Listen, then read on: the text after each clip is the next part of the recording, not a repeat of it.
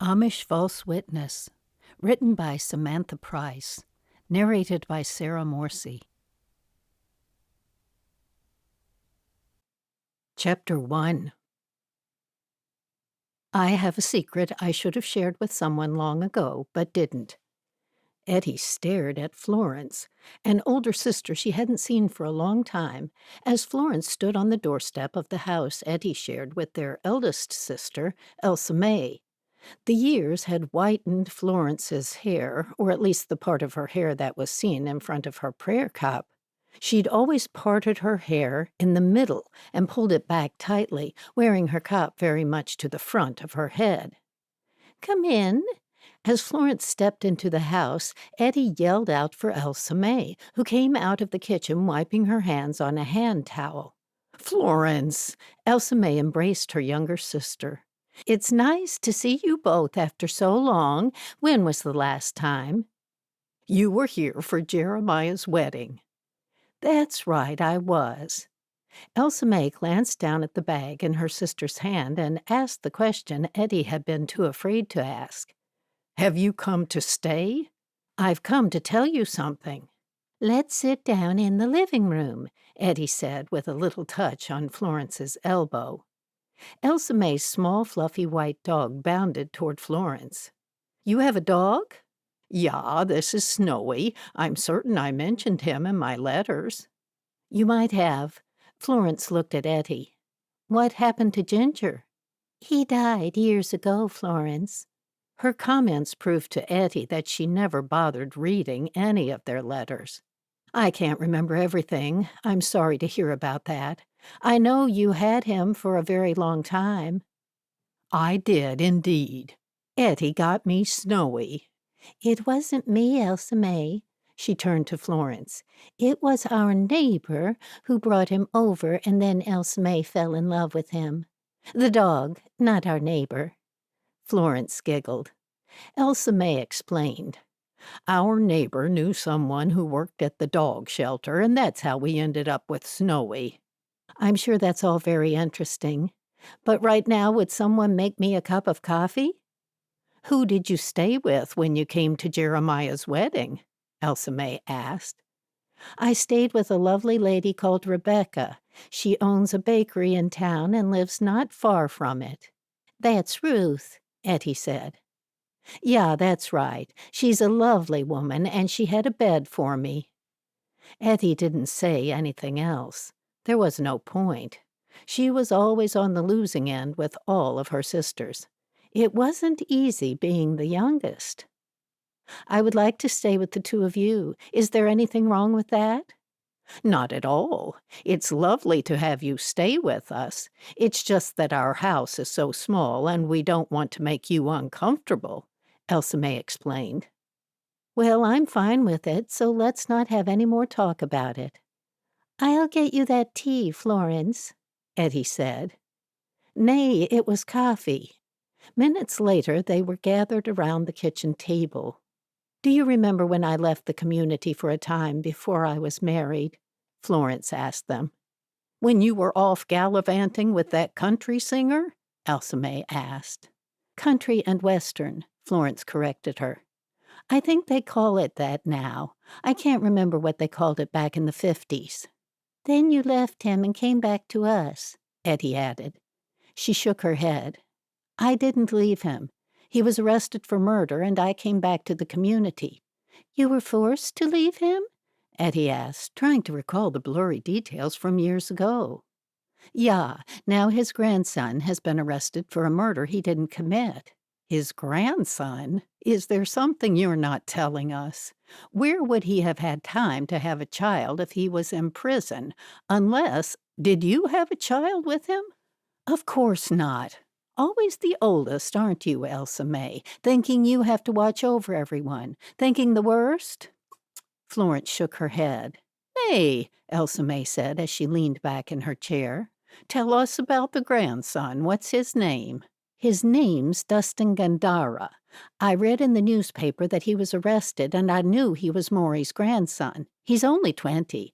They pulled him over and said he was driving under the influence, and then they forced him to take a DNA test." "Forced him?" Can they do that? Nay, I don't think they can, but he probably agreed. Anyway, the DNA is a match to a girl who was murdered 6 years ago on the campus of his college. I don't understand what you're saying. How can his DNA be a match to a girl? They found his DNA under the girl's fingernails. I see. That makes more sense, Elsa May said. And you don't think he did it? Ettie asked. Nay, I visited him and he said he didn't do it. He wasn't drinking or even speeding, and the police pulled him over. What disturbs me is why they pulled him over in the first place. How did they know his DNA was going to be a match? Maybe they didn't, Elsa May said. He was set up, that's what he said. By the police? Ettie asked. By someone who contacted them, obviously, Florence said. What does this have to do with the secret you were going on about just now? Maury gave me a gun. Don't you see? Nay, Ettie and Elsa May chorused. The gun was found in Dustin's car, and now they're saying the gun was used in 2 murders in the last 2 years. But it couldn't have been because I had it hidden in my house, up until it burned down about 6 weeks ago. That's dreadful, Ettie said. How do you know it's the same gun? Elsa May asked. Ettie narrowed her eyes at her oldest sister. Elsa May, Florence just said that her house burned down. I heard, but she's here in front of us, so I know she escaped unharmed. She was telling us about the gun. I'm intrigued to know more. Florence continued. Dustin saw it when the police pulled him over and searched the car. They asked him if it was his, and he told them he'd never seen it before. He described the gun to me and said it had the letters M.W. painted in bright yellow, and the trigger was painted blue. The gun hadn't been there, in the car, until then. Dustin told me either the police planted it there or someone put it there just before he was pulled over. The woman was shot? The woman who was found on campus? She was shot with this gun? Nay, she was strangled, but his DNA was found under her fingernails. He was set up. They burned down my house so I wouldn't notice the gun was missing. Then they planted the gun in Dustin's car and got him pulled over on a false accusation that he was speeding. I thought you said it was for driving under the influence. That's right, Ettie, it was. Don't you see? Nay, we don't see anything. It's all confusing. How do you know that the boy's not guilty? He's a man now, and he's not guilty because they admitted he wasn't driving under the influence. But by that time, they had the gun and his DNA. If he was guilty, he wouldn't have said yes to the DNA test. Ettie and Elsa May looked at each other. They tricked him, can't you see that? Florence asked. They might have tricked him, but you can't escape the fact that his DNA was found under the girl's fingernails. They don't get things like that wrong. What about the gun that was taken out of my house? Then they burned the place down to cover their tracks. It was just the next day that Dustin was arrested. I'm telling you, things aren't adding up. Don't you want to know who shot those other 2 people? I'm telling you it wasn't Dustin, and the people weren't shot with Willis Gondara's gun. They couldn't have been, because it was in my house. Who's Willis Gondara? Maury, his manager, changed his name to Wiley Morris before he became famous. His real name is Willis Gondara. I only knew him as Wiley Morris, and everyone around him called him Maury, so I have always called him Maury. That makes sense, Ettie agreed. I've come here so you can help me to help Dustin. What's happening with your house? Elsa May asked. Linda and Theodore are arranging for it to be rebuilt. The fire started while I was at the Sunday meeting. They knew I would be out. They had it all arranged. Who are they? Florence opened her eyes widely. Whoever stole the gun. Ettie tugged at the strings of her cup, hoping she'd be able to help her sister. But first, they'd have to figure out if Dustin was innocent. Mary Schwartz told me that the two of you help the police sometimes. I thought you might be able to speak with them and find out what's really going on. We know a detective who sometimes asks for our help when there's any community involvement in a crime. And your friend, Dustin, isn't in the community. That could make him reluctant to help us or give us any information, Elsa May added. Surely he could help. They burned down my house so they could steal my gun. Wouldn't the police want to know that? Elsa May looked at Ettie and asked, "What do you think? We could ask Detective Kelly a few questions." I suppose we could. Oh, goody. Can I come along? Florence asked. Yeah, you'll have to, but you must let us do most of the talking. He's a bit gruff sometimes, Elsa May explained. Ettie's eyes drifted to Florence's suitcase. Where do you plan on staying while you're here? Why, here, of course. Ettie nibbled on a fingernail. We only have 2 bedrooms. Then I'll take the couch. Elsa May said, we could arrange for you to stay with Jeremiah and Ava. They've got plenty of room at their place. Nay, I won't stay with someone I don't know. I'll stay on the couch here. You know Jeremiah, my grandson. You came to his wedding not that long ago. Florence moved from one of the chairs to the couch. This is nice and comfy. She stared at the chairs in front of her. Are they from the old house? Yeah, they're Mom and Dot's old chairs, Ettie said. Florence laughed. They should have been tossed out years ago. We like them, Elsa May said. Well, you like them, Elsa May. I kept saying to get rid of them. They're not very sturdy. They are now, since Jeremiah fixed them. Yeah, but for how long? Ettie said. I think they were Grossstadt's chairs. Antiques are fine and good, but not so much when they're chairs because they can collapse under people. Anyway, it's settled. I'll sleep on the couch, unless one of you is prepared to give up your bed for a guest. Florence looked from one sister to the other. I've got a bad back, Elsa May said. Have you? Ettie asked, wondering why she'd never heard of it. It plays up sometimes. I'm not one to complain about things, Elsa May added with a twitch of her lips. Florence turned her attention to Ettie. How about you, Ettie? The older sister should have preference. I'm the eldest, Elsa May was quick to add. That rule doesn't apply in my own home. You see, no one ever stays at our place. If someone comes to visit us, we always find a friend close by that they can stay with. There was a time that Jeremiah stayed here, Ettie. Didn't he sleep in your bed and you slept on the couch?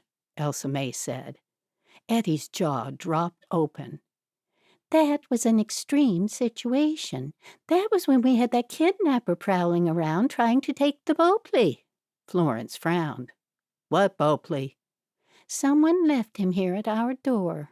It's a long story, Elsa May said, cutting Ettie off. We'll tell you about it another time. You two lead exciting lives by the sounds of it.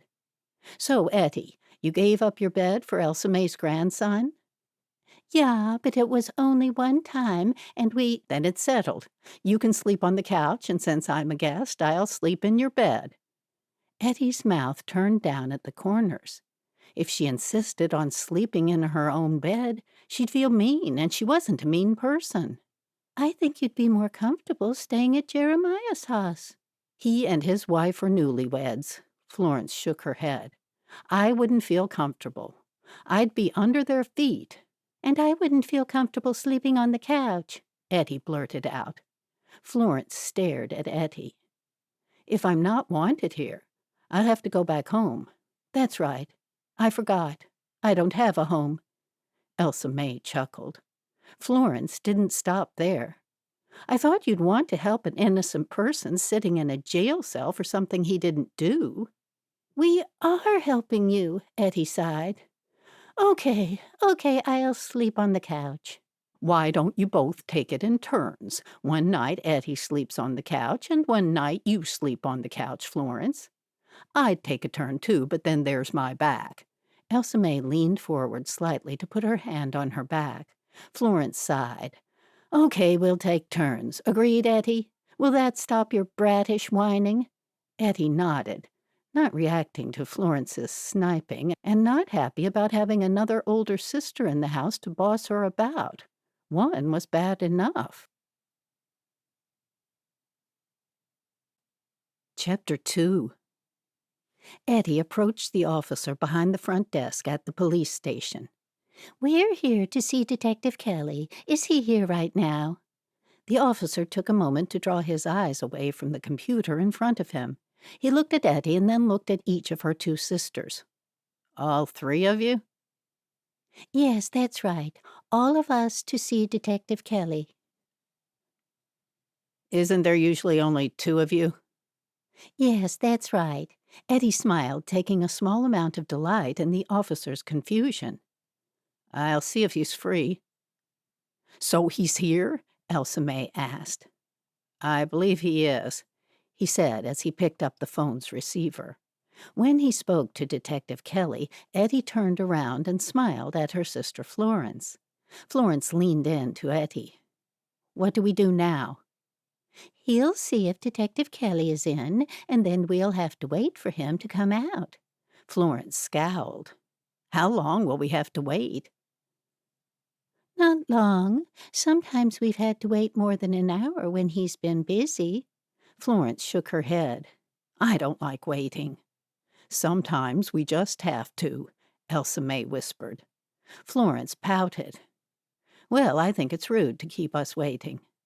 Elsa May said, "But he didn't know we were coming. We don't have an appointment." "It's not a very efficient service." Elsa May and Ettie glanced at each other with raised eyebrows. The officer hung up the phone and said, He'll be 5 minutes. Take a seat.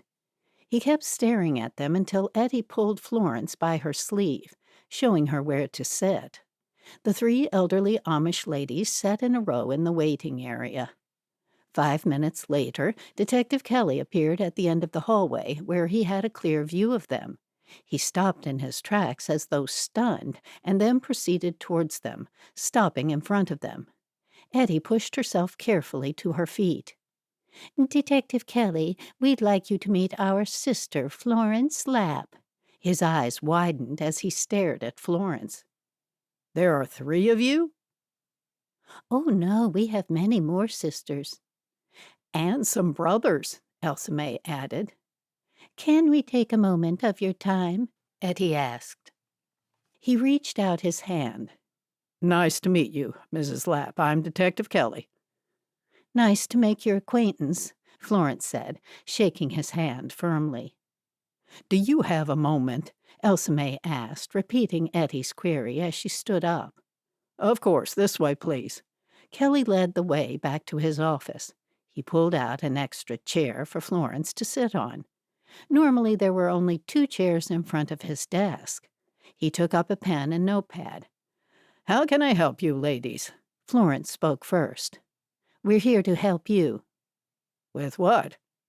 "With an investigation that your police friends have got wrong." Ettie frowned, knowing this was not the way to persuade Kelly to help them.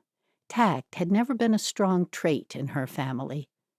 Kelly leaned forward and clasped his hands on the desk, not taking his eyes from Florence. I'm listening. "It all started back in the 50s. Kelly breathed out heavily and leaned back in his chair. The 50s? Not the roaring 20s or the thrifty 30s? "I was born in the 20s, though, so maybe you could say that's when it started." I have no idea why you're here, Mrs. Lapp. But can't we bypass the 50s and skip to the present day? Please." He glanced at his watch. Florence shook her head. "I need to tell you first about the gun that Maury gave me, and that was in the 50s. If I don't tell you that, nothing else will make sense." Kelly's eyes glazed over. Okay, continue. "Back in the 50s, I met Maury, and I was swept off my feet. I left the community and went on tour with Wiley Morris." Detective Kelly leaned forward, suddenly keenly interested. You knew Wiley Morris? I was his girlfriend. You were? Florence nodded. Kelly's face lit up. That brings back memories. I remember my mother playing his records. They were LPs back then. She was a fan, a big fan. Whatever became of him? He went to jail for murder. He nodded. Yes, I remember reading something about that now. So all his money couldn't save him from jail? Elsa May leaned forward. Are you implying that money can get someone off a charge, Detective? Not at all. I wasn't implying anything of the sort. I was just pointing out that the rich and the poor are judged the same in our legal system, as it should be. Ettie added. Phooey, they aren't treated equal at all. How is it fair that the rich can afford better lawyers, and there are many people in jail waiting for trials simply because they can't afford bail? How's that fair when the rich people get out and the poor don't? Kelly scratched his face. You're right, Mrs. Smith. None of that is fair about the bail system. And there are many other things in life that aren't fair. But if we're going to debate about things like that, we could be here until next week. While you might have the time, I don't. Ettie pushed her lips together, not happy about him thinking she didn't have anything better to do with her time just because she was old. Would he have said that to a younger person? Now, getting back to Wiley Morris, Mrs. Lapp, you mentioned a gun? Elsa May hiccuped loudly. She put her fingertips to her lips and gave a little giggle. Excuse me. Detective Kelly glared at her before he looked back at Florence. I'm listening, he said. He gave me a gun. Wiley did. It was only for protection, because he was worried about me. He said that's why he gave it to you? That is not exactly the point of my story. You see, the gun that Wiley gave me was taken from my house and planted in Maury's grandson's car, and now he's been accused of murder. Elsa May leaned forward and hiccuped again. Oops! Florence glanced at Elsa May. Ettie explained further. The police said that the gun was used in 2 murders in the last 2 years.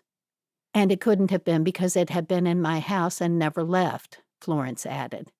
Florence told the detective the whole story.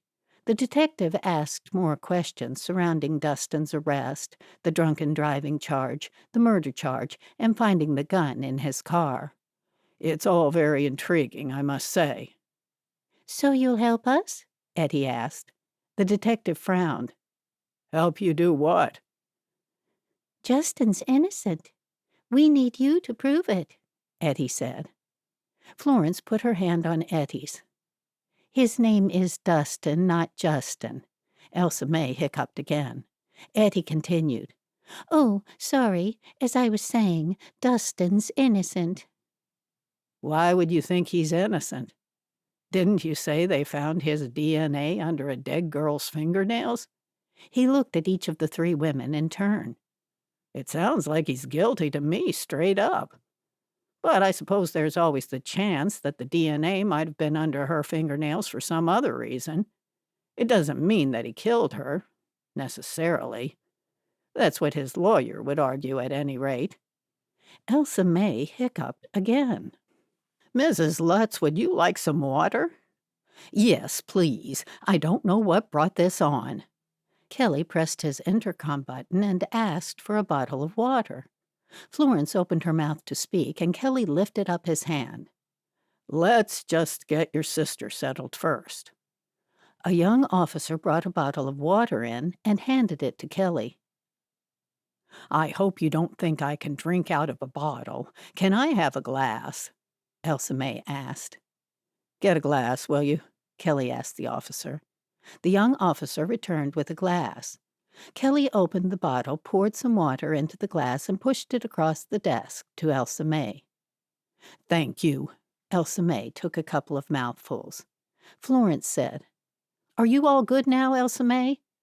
Elsa May nodded. I hope so. Florence looked back at Detective Kelly. Someone came into my home and took something that didn't belong to them, and then they burned down my home. That's something I can look into. What's your address, Mrs. Lapp? Florence rattled off her address, and Kelly wrote it down. I'll find out what I can. He looked up at the three elderly women. Anything else? Will you look into his arrest, too? He tilted his computer monitor toward him. Name? Dustin Gandara. Date of birth? I'm not certain. Kelly tapped a couple of buttons. Here it is. He read what was on his screen. I'll look into the report on his arrest, and I'll have a chat with the arresting officers. It conveniently falls within my jurisdiction. Okay, good. Thank you, Detective, Florence said. I'll find out about the gun and those murders. Would you? Ettie asked. He nodded. You've been helpful to me over the years, Mrs. Smith. It's the least I can do. Florence patted Ettie on her shoulder, and Ettie turned and smiled at her. Where can I reach you, Mrs. Lapp? I'm staying with Ettie and Elsa May until my house is rebuilt. That long? Ettie blurted out before she could stop herself. She squirmed in her seat at the thought of every second night on the couch for many months. They'd also have another person in their small home, which was really only big enough for 2 people and 1 small dog. Florence stared at Ettie. Yes, that long. Now come along. You heard the man. He's busy, and we shouldn't hold him up. He's got crooks to catch. Thank you, Mrs. Lapp. Why don't you come by tomorrow afternoon, and I'll tell you what I've learned. You can work that fast? Florence asked. I can. Detective Kelly's face beamed. We can come back, can't we? Florence directed the question at Elsa May. How about you come to our house tomorrow afternoon, Detective, and we'll be sure to have a nice pot of coffee ready for you. And cake, Ettie added. He smiled. I'd be delighted. I can't pass up an offer like that. I'll be there between 4 and 5 unless something unexpected turns up. Elsa May hiccuped loudly again before they walked out of his office. Ettie thought she heard a loud sigh just as she closed the door behind them. Chapter 3. The next afternoon, Detective Kelly sat in Elsa May and Ettie's living room with the 3 sisters. Mrs. Lapp, I made some inquiries. You don't have to keep calling me Mrs. Lapp. It's so formal. Florrie, I made some inquiries. My name's not Florrie. I don't like to be called that. The detective laughed. I'm sorry, I had an Aunt Florrie once. What does that have to do with me? The detective stared at Florence for a moment while his mouth attempted to form words. I always assumed that Florrie was short for Florence. Well, was it in your aunt's case? Detective Kelly rubbed the side of his face. I'm not certain now, come to think of it. And do you normally make such assumptions in your line of work, Detective? I thought people in your profession dealt in facts, Florence said. I don't make those assumptions when it involves work. Not when it's about a case. He shook his head. Can we start again? Please do, Florence said. Now I can see the family resemblance. I made some inquiries, Florence. When he emphasized her name, she smiled. And what did you find out? The incident report from your house states that the fire was started in the bedroom, most likely from a candle that was left burning on the nightstand. Nothing in the report suggests arson. There was absolutely no evidence of the use of accelerants. Maybe there was. Kelly shook his head. They're very thorough. There were no signs of any accelerants. They classed it as an accidental fire due to the candle in the bedroom burning down or tipping over. It's never tipped over before. Do you have a cat who could have knocked it over? No, I've never had a cat. Someone came into my house to start the fire. All they had to do was tip the candle over. That's probably how they started the fire. Normally, deliberately lit fires use accelerants. I always keep a lit candle in my bedroom throughout the night. I find it calming. Did you forget to blow it out that morning? I never blow it out in the morning, I just leave it to burn. Well, that's what started the fire. According to statistics, the most common place for home fires to start is in a bedroom. There were no drafts or breezes. All the windows and all the doors were closed. I always make certain of that. I like to burn the candles down because I don't like to blow them out. It's bad luck. Detective Kelly's eyes opened wide. No, I didn't know that. He looked at Elsa May and Ettie. Our sister doesn't necessarily hold all of our beliefs, Elsa May explained. She's slightly alternative, Ettie said. Well, I'll take that as a compliment. I don't want to be the same as everybody else. Do you see my point, Detective? Florence asked. I suppose so. Ever since I've lived in that house, I've always let the candle burn down in the morning. It's a slow-burning candle that lasts all night and through to the morning. It was probably due to burn itself down and go out by around midday or just before. I'm convinced the fire was deliberate. Well, that's not what the investigators think. They can think what they want. Was your house under insurance, Mrs. Lapp? Kelly asked. That's just wasting money. I don't believe in insurance. My son-in-law and his friend are rebuilding the house for me. What do I need insurance for? When was the last time you saw the gun? I had the gun under my bed. I checked it every night before I went to sleep. Why? Were you expecting someone to break in? Maury gave it to me for protection. It would be rude if I had ignored the purpose he gave me the gun for. That Sunday morning of the fire, you left for your meeting. Was the gun under your bed that morning? I'm saying I saw it there the night before, like every other night. I didn't check on the gun in the morning. That wasn't my habit. And there was no report of the gun when they sifted through the remains of the house. Someone must have taken it. I see. Do you? Someone burned down the house thinking I'd forget about the gun. They wanted to get it. Ettie interrupted. Detective, did you find out about the murders connected with the gun they found in Dustin's car? Good question, Mrs. Smith. The gun was used in 2 armed holdups in the past 2 years. That's what I was told when I went to visit Dustin in prison. What you might not know is that the first one was a supermarket holdup and the next one was at a gas station. Why didn't the people just hand over the money? That way they wouldn't have been killed. That's another good point. I'll have a talk with the officers. Tomorrow I'll be able to tell you more. Ettie, I think you don't believe the gun is the same one I had under my bed, but it is, Florence insisted. Ettie frowned at her sister's comment because she had no such opinion about the gun. Before she could answer, Kelly asked, Mrs. Lapp, who knew you had the gun? I can't say exactly.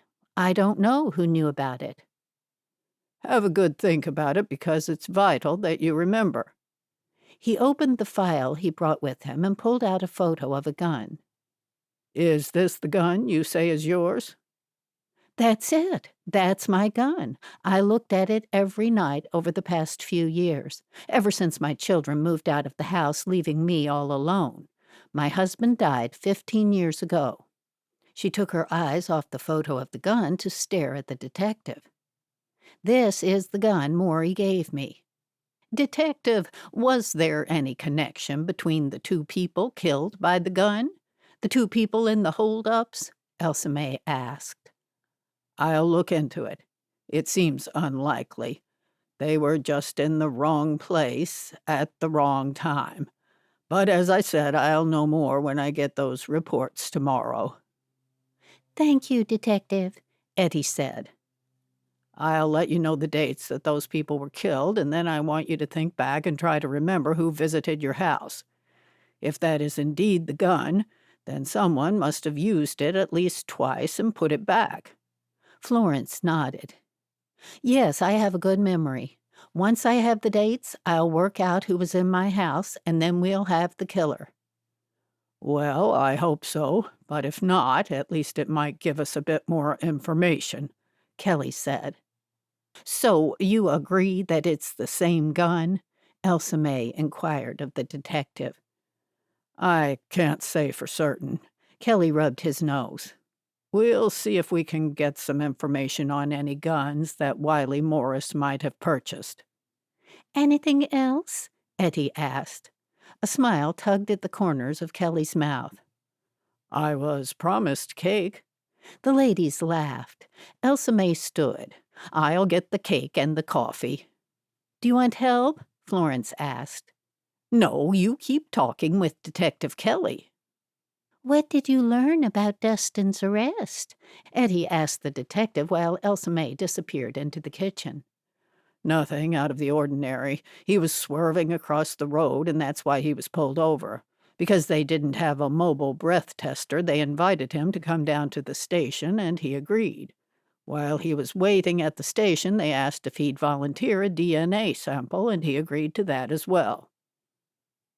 Isn't that unusual, to ask for a DNA sample of someone who's been suspected of drunk driving? What does that have to do with DNA? It sounds a little unusual, but by then they'd searched his car and found the gun, you see.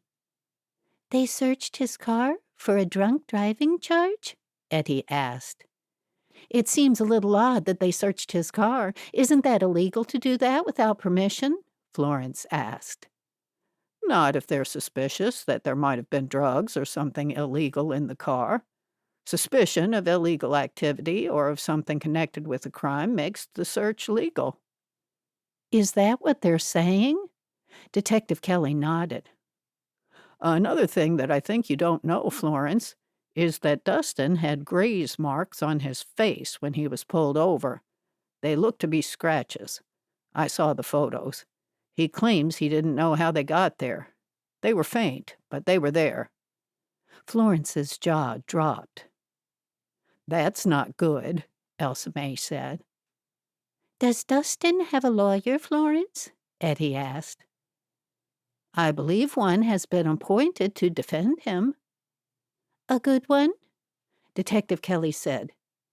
You know his lawyer, Ettie. You met him a year or two ago. The only lawyer I'm familiar with is the young man in the baseball cap. Kelly smiled. Yes, that's the one. I can't recall his name off the top of my head, but I recognized his name when I saw it. He seems to be a very efficient fellow. Elsa May brought out the tray of tea and coffee and cake, with Snowy following her. Detective Kelly bounded to his feet. I'll help you with that, Elsa May. He took the tray out of her hands and placed it down on the low table in between the couch and the chairs. Chapter 4. After Detective Kelly had swallowed a few mouthfuls of coffee and eaten half a piece of cake, he sorted through papers in the file he'd brought with him. I've written out a list of what I want you ladies to do. Just let us know, Ettie said. Kelly continued. Florence, I want you to come into the station at midday tomorrow, and I'll give you the dates your gun was used in those 2 murders. Then you can try to jog your memory as to who visited you on those dates. If the gun is yours, the person would have needed to use the gun and get it back to you before you noticed it missing. Yes, before nightfall, I'll do that, Florence nodded. What would you like us to do? Ettie asked. I'll try to find out if there was any connection between the 2 people who were killed in the robberies, Kelly said. Then we need to find out who else could have killed that poor young woman. Who would have wanted her dead? Elsa May said. I think that's something that you need to leave up to the professionals, Elsa May. I'll see what the investigators have found out so far. The detective wagged his finger at Elsa May and Ettie. Don't you 2 ladies go poking around. Someone's been murdered, and if we don't have the right person in custody, you could find yourselves in serious danger. He doesn't know the girl at all, Florence said. Dustin told me he didn't know the girl, the young woman who was killed. You admitted to only meeting the boy twice, so how can you trust that he's telling the truth? Kelly asked. I'm a pretty good reader of people, Detective Kelly. He visited me the first time when he started college nearby. Anyway, I haven't reached my age without learning something about human nature. She pointed to him. Take you, for example. Kelly picked up his coffee mug and took a mouthful. Florence continued. You're not married. You live in an apartment where you know exactly where everything is. You're fanatically clean and organized to a T. You have no pets, you don't like animals, and have no desire to own any of any kind. You thought at one time that you'd like to be married, but you have no time to think about it. You don't look after yourself, and you live on fast food. He shook his head, grinning as he placed his cup down. I'm cutting down on the fast food, Kelly laughed. Either of your sisters could have given you that information, Mrs. Lapp. We haven't said anything to her, Elsa May insisted. It's a fairly accurate estimation, Mrs. Lapp. I can tell you that, but it's far different from knowing if someone who is looking you in the eye is telling you the truth or a lie. Florence laughed. I have raised 8 children. You don't think I've heard it all in my lifetime? I know the signs of a lie. Suddenly breathing more deeply, a slight flush in the cheeks, dilated pupils, explaining something too hard, or giving too many facts about the situation. There's more, but I won't go on. Okay, I get the picture. Just leave room for doubt, though. I don't want you to be disappointed if Dustin is found guilty. It doesn't make sense that he would give a DNA sample voluntarily if he just murdered somebody. Florence does have a point, Detective, Ettie said, reaching for a piece of cake. What I'm saying is sometimes we're surprised by people and their actions. He could have willingly provided the sample simply because that's what an innocent person would do. I know you think the grandson of your good friend isn't a murderer, and I'm going along with you out of respect for your 2 sisters. He nodded toward Ettie and Elsa May. That's good of you, thank you, Florence said. The detective added, But he very likely might be a murderer.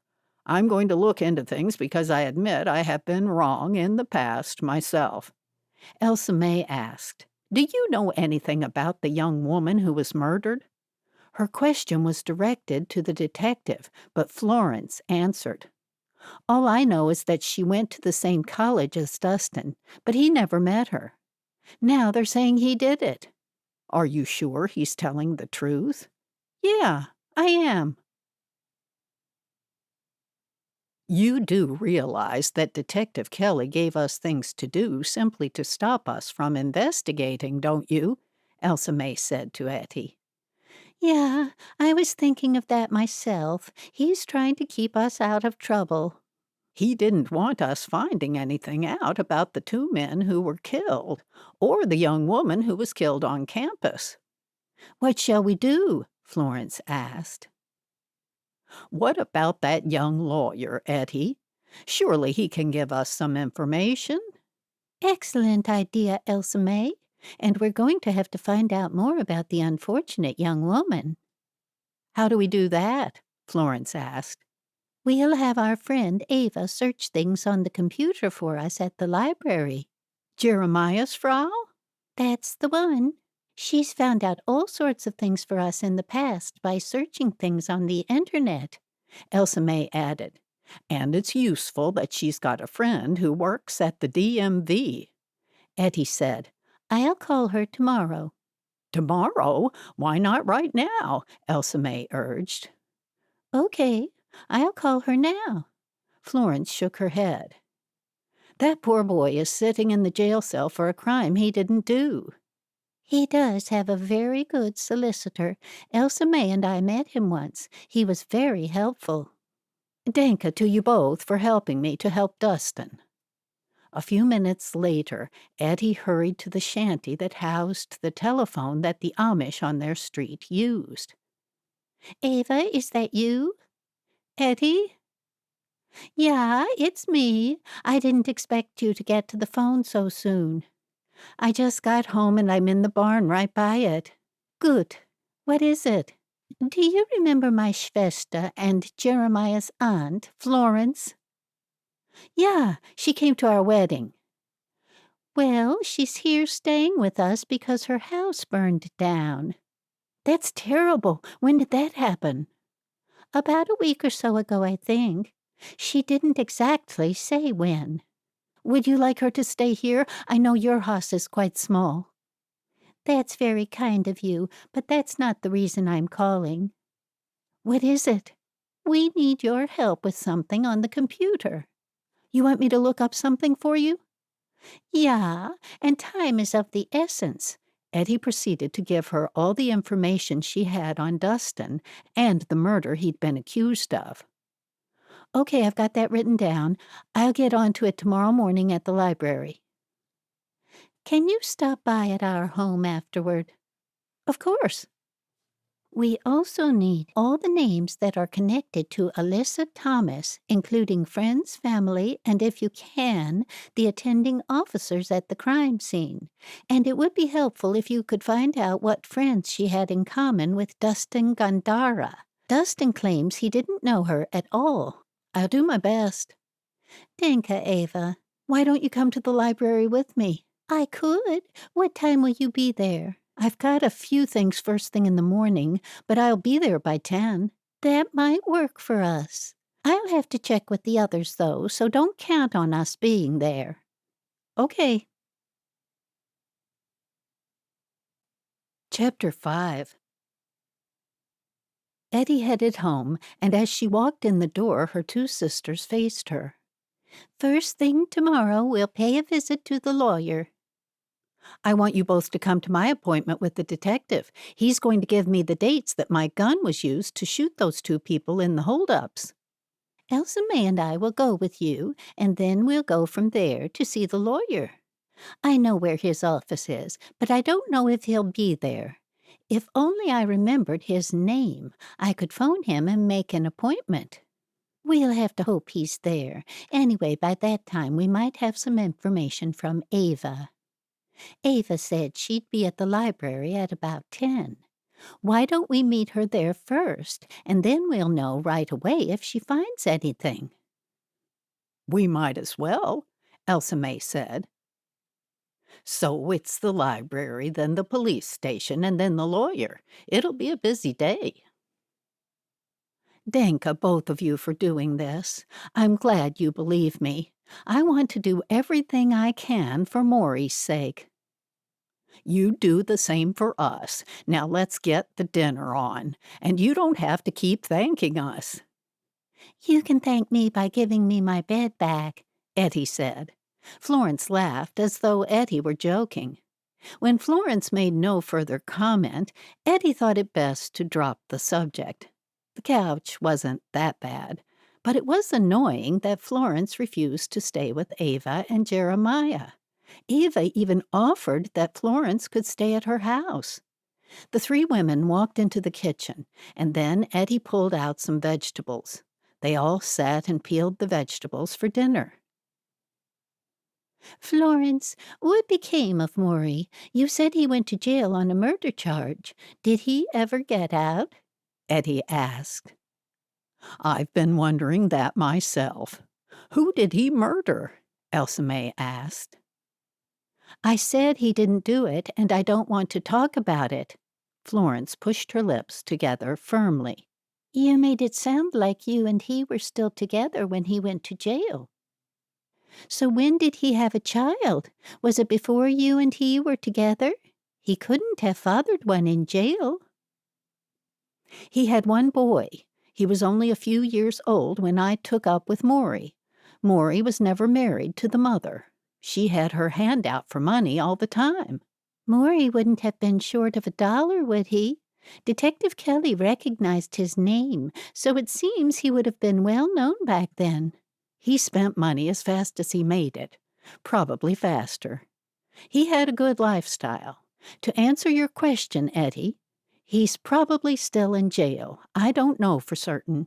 I visited him once, but he told me not to come back. I didn't. I returned to the community, got baptized, and gave up my life of sin. Dustin told me when he turned 18 he visited Maury once, but after that, Maury refused all his visits. So Maury and Dustin connected at some stage, even though Dustin's father and Maury rarely saw one another? When Dustin's father became an adult, he visited Maury in prison, but I don't know what happened after that. Maybe Maury told him to stay away too. Did you ever meet Dustin's father? I saw him a few times when he was a boy. And what of the person Maury was accused of killing? The potato slipped from Florence's hand and she stared at Ettie. He didn't do it. He was framed. I said I don't want to talk about it. Ettie was a little concerned. Wasn't it too much of a coincidence that Maury was convicted of murder and now his grandson was on a murder charge? Could they both be innocent? Ettie felt Elsa May staring at her, and when she looked at her, Elsa May raised her eyebrows, and Ettie knew she had the same concerns. Neither of you believes me now, do you? That's why I'm keeping quiet about who they say Maury killed. Elsa May handed Florence the potato that had skidded across the table. Do you want to talk about it now? Ettie asked. She shook her head. Nay, I don't. Now Ettie was intrigued. Since Florence would be with them at the library tomorrow, she'd have to look for a chance to have a quiet word with Ava and ask her to find, without Florence noticing, what she could about Wiley Morris, also known as Willis Gandara. Chapter 6.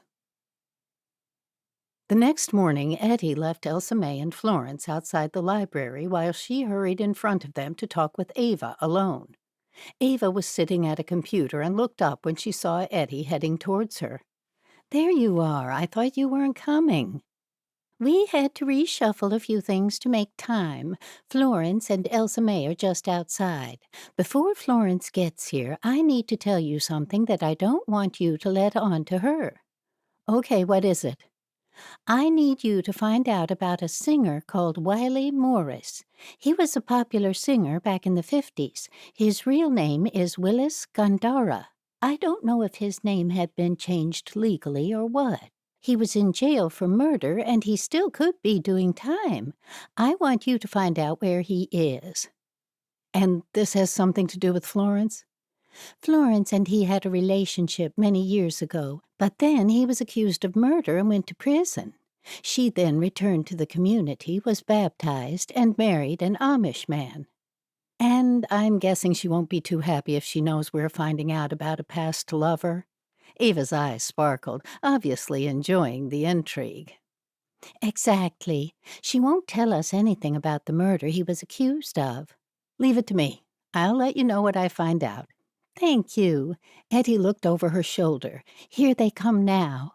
After Ava greeted Florence, they all pulled up chairs to look at the computer screen. Now what am I looking up? Ava asked. Ettie unfolded her piece of paper. I've made a list. Okay. Ettie looked down at the page. I need you to find out if there's any evidence that Dustin Gandara and Alyssa Thomas knew each other. Ettie already said he didn't.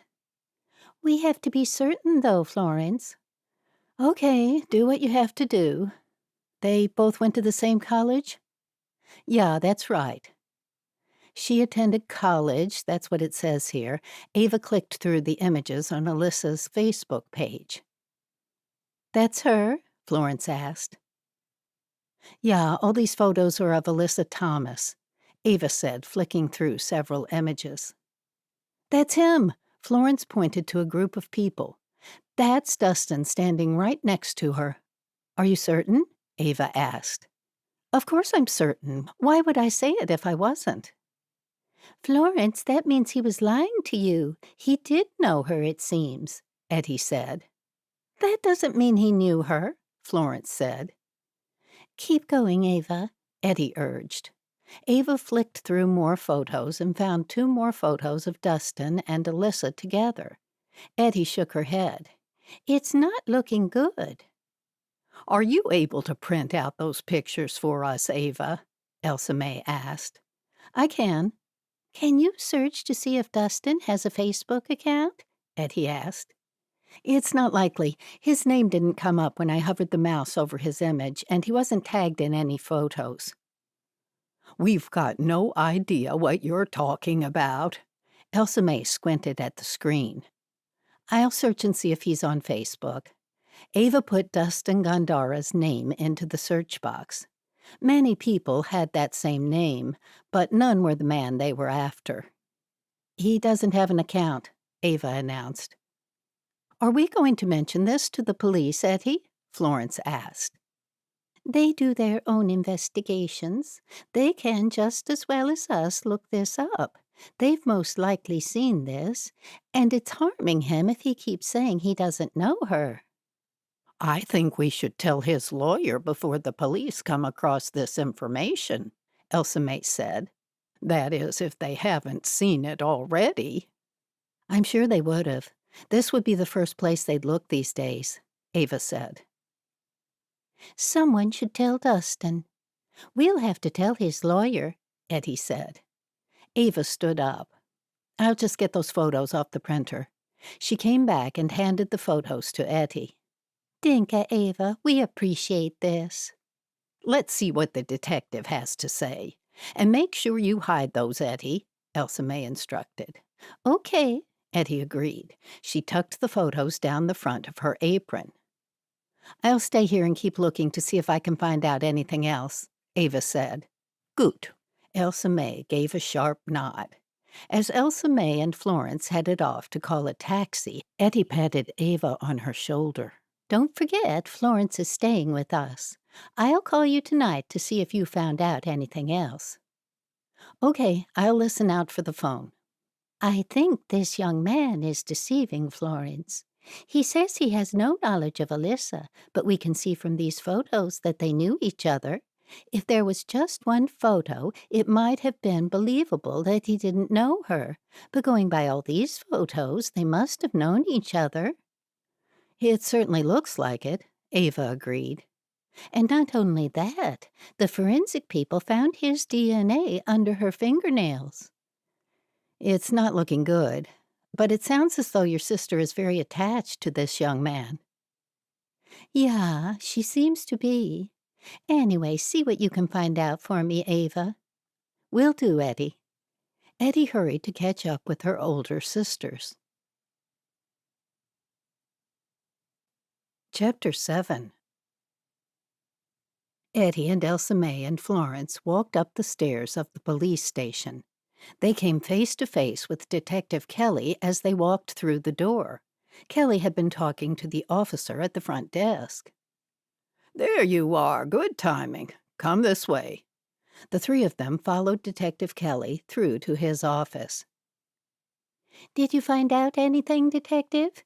Ettie asked, feeling guilty that she was hiding the photos underneath her apron. Yes, I got those 2 reports I was telling you about. He pushed a slip of paper towards Florence. These are the 2 dates and the times that the gun was used in holdups. What were the names of the people who were killed, Detective? Elsa May asked. Why would you need to know that? Kelly asked. It will help my sister if she happens to know them. After all, the gun was in her possession for years. We don't even know if it is the same gun. We have no proof that the gun used in these murders was ever in your sister's possession, Kelly said. It won't hurt to give us the names, will it? Florence added. A simple search on the internet would give us their names. Ettie and Elsa May stared at their sister, who knew nothing about computers before their visit to the library earlier. She was certainly a fast learner. Kelly reached over and took the slip of paper back. He looked at his file and then wrote the names down before he pushed the paper back toward Florence. Happy now? Yes, thank you. Ettie, we're looking into the possibility that these two victims had something in common. You are? Does that mean you think there might have been a connection? In both robberies, not much was stolen. Each seems almost like it was made to look like a robbery. It wasn't enough money to kill someone over. Will you let us know what you find out? Ettie asked. I will if it will keep you all safe and out of this investigation. How's that? That sounds good, thank you, Florence said. The detective stared at Florence. Have a look at those dates, Mrs. Lapp, and see if they ring any bells. Florence stared at the slip of paper. It means nothing to me now. I'll need to go home and look in my notebooks. I keep detailed notes of what I did every day and who visited me. You do? Florence nodded. That's marvelous. If only everybody did that, it would make my job a whole lot easier. Florence chuckled.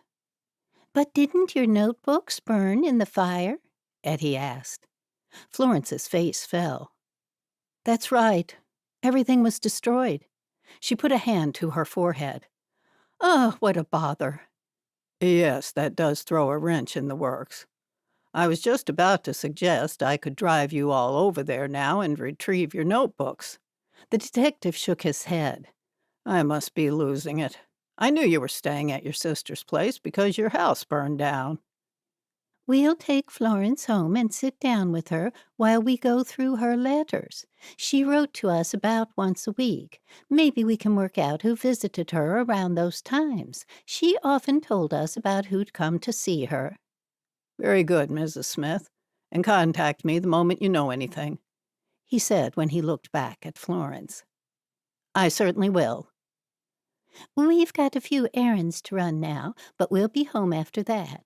We'll be sure to call you as soon as Florence remembers something, Very good. he said. Chapter 8. This looks to be a very old building. It makes me wonder if he's not a good lawyer. Florence stood with her sisters and looked up at the building where Claymore Cartwright's office was. He did a good job for some friends of ours, Elsa May said. I'll have to take your word for that. The three ladies walked up a few steps into the building and then pushed the button for the elevator.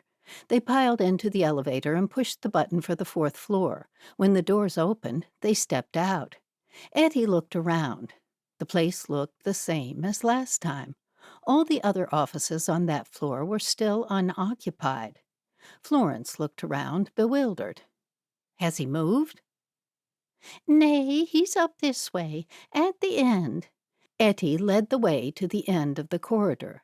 She was pleased when she saw that his door was open. When she stepped through the doorway, the first thing she saw was his brightly colored baseball cap. Claymore Cartwright looked up and bounded to his feet. Hello there, I know you, don't I? Ettie stepped forward. Yes, I'm Ettie Smith.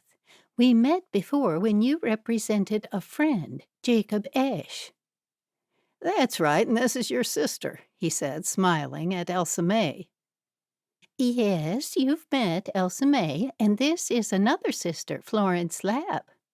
Come in, he said as he arranged chairs for them in front of his desk. When they were all seated, he asked, What can I do for you ladies? Ettie said, We're here to see you about Dustin Gandara. He's been arrested. Oh, yes, he's my client. Yes, we found that out, and that's why we're here, Elsa May said. Florence took over. I was very close with his grandfather, and Dustin visited me a couple of times. He's a very nice young man. And you're here because? I heard on the wireless he'd been arrested. On the what? She means the radio. I only listen to the news, nothing else. It was the day after my house burned down, and I was staying with one of my daughters. Anyway, I visited Dustin, and he insists he's innocent. What's more, when I talked to the police who arrested him, they mentioned a gun. When they described it, I knew it was my gun that they'd found. Ettie pulled out the photographs from under her apron and pushed them toward the lawyer. Well, Florence said as she watched Claymore flip through the photos. He claims he doesn't know this woman, but it appears he does? Where did you get these pictures? He asked, frowning. Off Alyssa Thomas's Facebook page, Ettie said. Yes, I'm aware of these, and the prosecution will no doubt have found them as well. He tossed them down on his desk. We thought perhaps you should tell Dustin that he should tell the truth, Elsa May said. He insists he doesn't know the girl. Florence repeated her concerns. The photos prove it can't be. It can be, Mrs. Lapp. The fact is that Dustin has a twin, Claymore said. Florence gasped. He didn't tell me that. According to Dustin, they don't get along, Claymore said. Well, that must be it then. The twin did it. They would have the same DNA, wouldn't they? Ettie asked. The lawyer shook his head. They're twins, but they're not identical twins. Only identical twins have the same DNA. The two of them look similar, as any two brothers might. Hence you mistaking them in these photos. They go to the same college, but they don't associate with one another. So we just need the twin brother to testify that it was him in those photos to verify the fact that Dustin didn't know the girl? Elsa May asked. I'm working on it, but his brother has disappeared. Elsa May raised her eyebrows. Doesn't that make him look guilty? The lawyer shook his head again. His twin is not wanted for anything. There's no law against him disappearing. It wasn't his DNA under the girl's fingernails. The only problem might be if the prosecution claims they're photos of Dustin. Then I'll have to drum up some witnesses to say that the photos were of Darren, the twin, and not Dustin. I wonder why he never mentioned he had a twin, Florence muttered. Ettie raised her hand to get her sister's attention. Could it have been Darren who visited you and not Dustin, Florence? It was Dustin in jail, and he knew me, too. What would be the purpose of Darren seeing me, pretending to be his brother? To get your gun? Ettie suggested. The lawyer raised both hands. Can you tell me more about the gun, Mrs. Lapp? The gun that they found in Dustin's car was Florence's gun, Elsa May said before her sister could answer. The lawyer frowned. And do the police know that? Florence spoke quickly. The police say that there's no proof it was my gun, but it's exactly the same gun. I saw a photo of it. They burned my house down, and the gun was nowhere to be found. Dustin's grandfather gave it to me. He's the one who painted his initials on the gun and painted the trigger blue, for some unknown reason. The lawyer tugged at his ear, looking confused. I told the police that the gun has been with me for years. I checked every night to see that the gun was there, and there was no night that it was missing until the fire. And now your gun's gone missing? When Florence nodded, he made a couple of notes. My house burned down, and the gun wasn't in the debris. That's interesting. When did the fire take place? The day before Dustin was pulled over by the police for drunk driving. The lawyer scribbled down some more notes.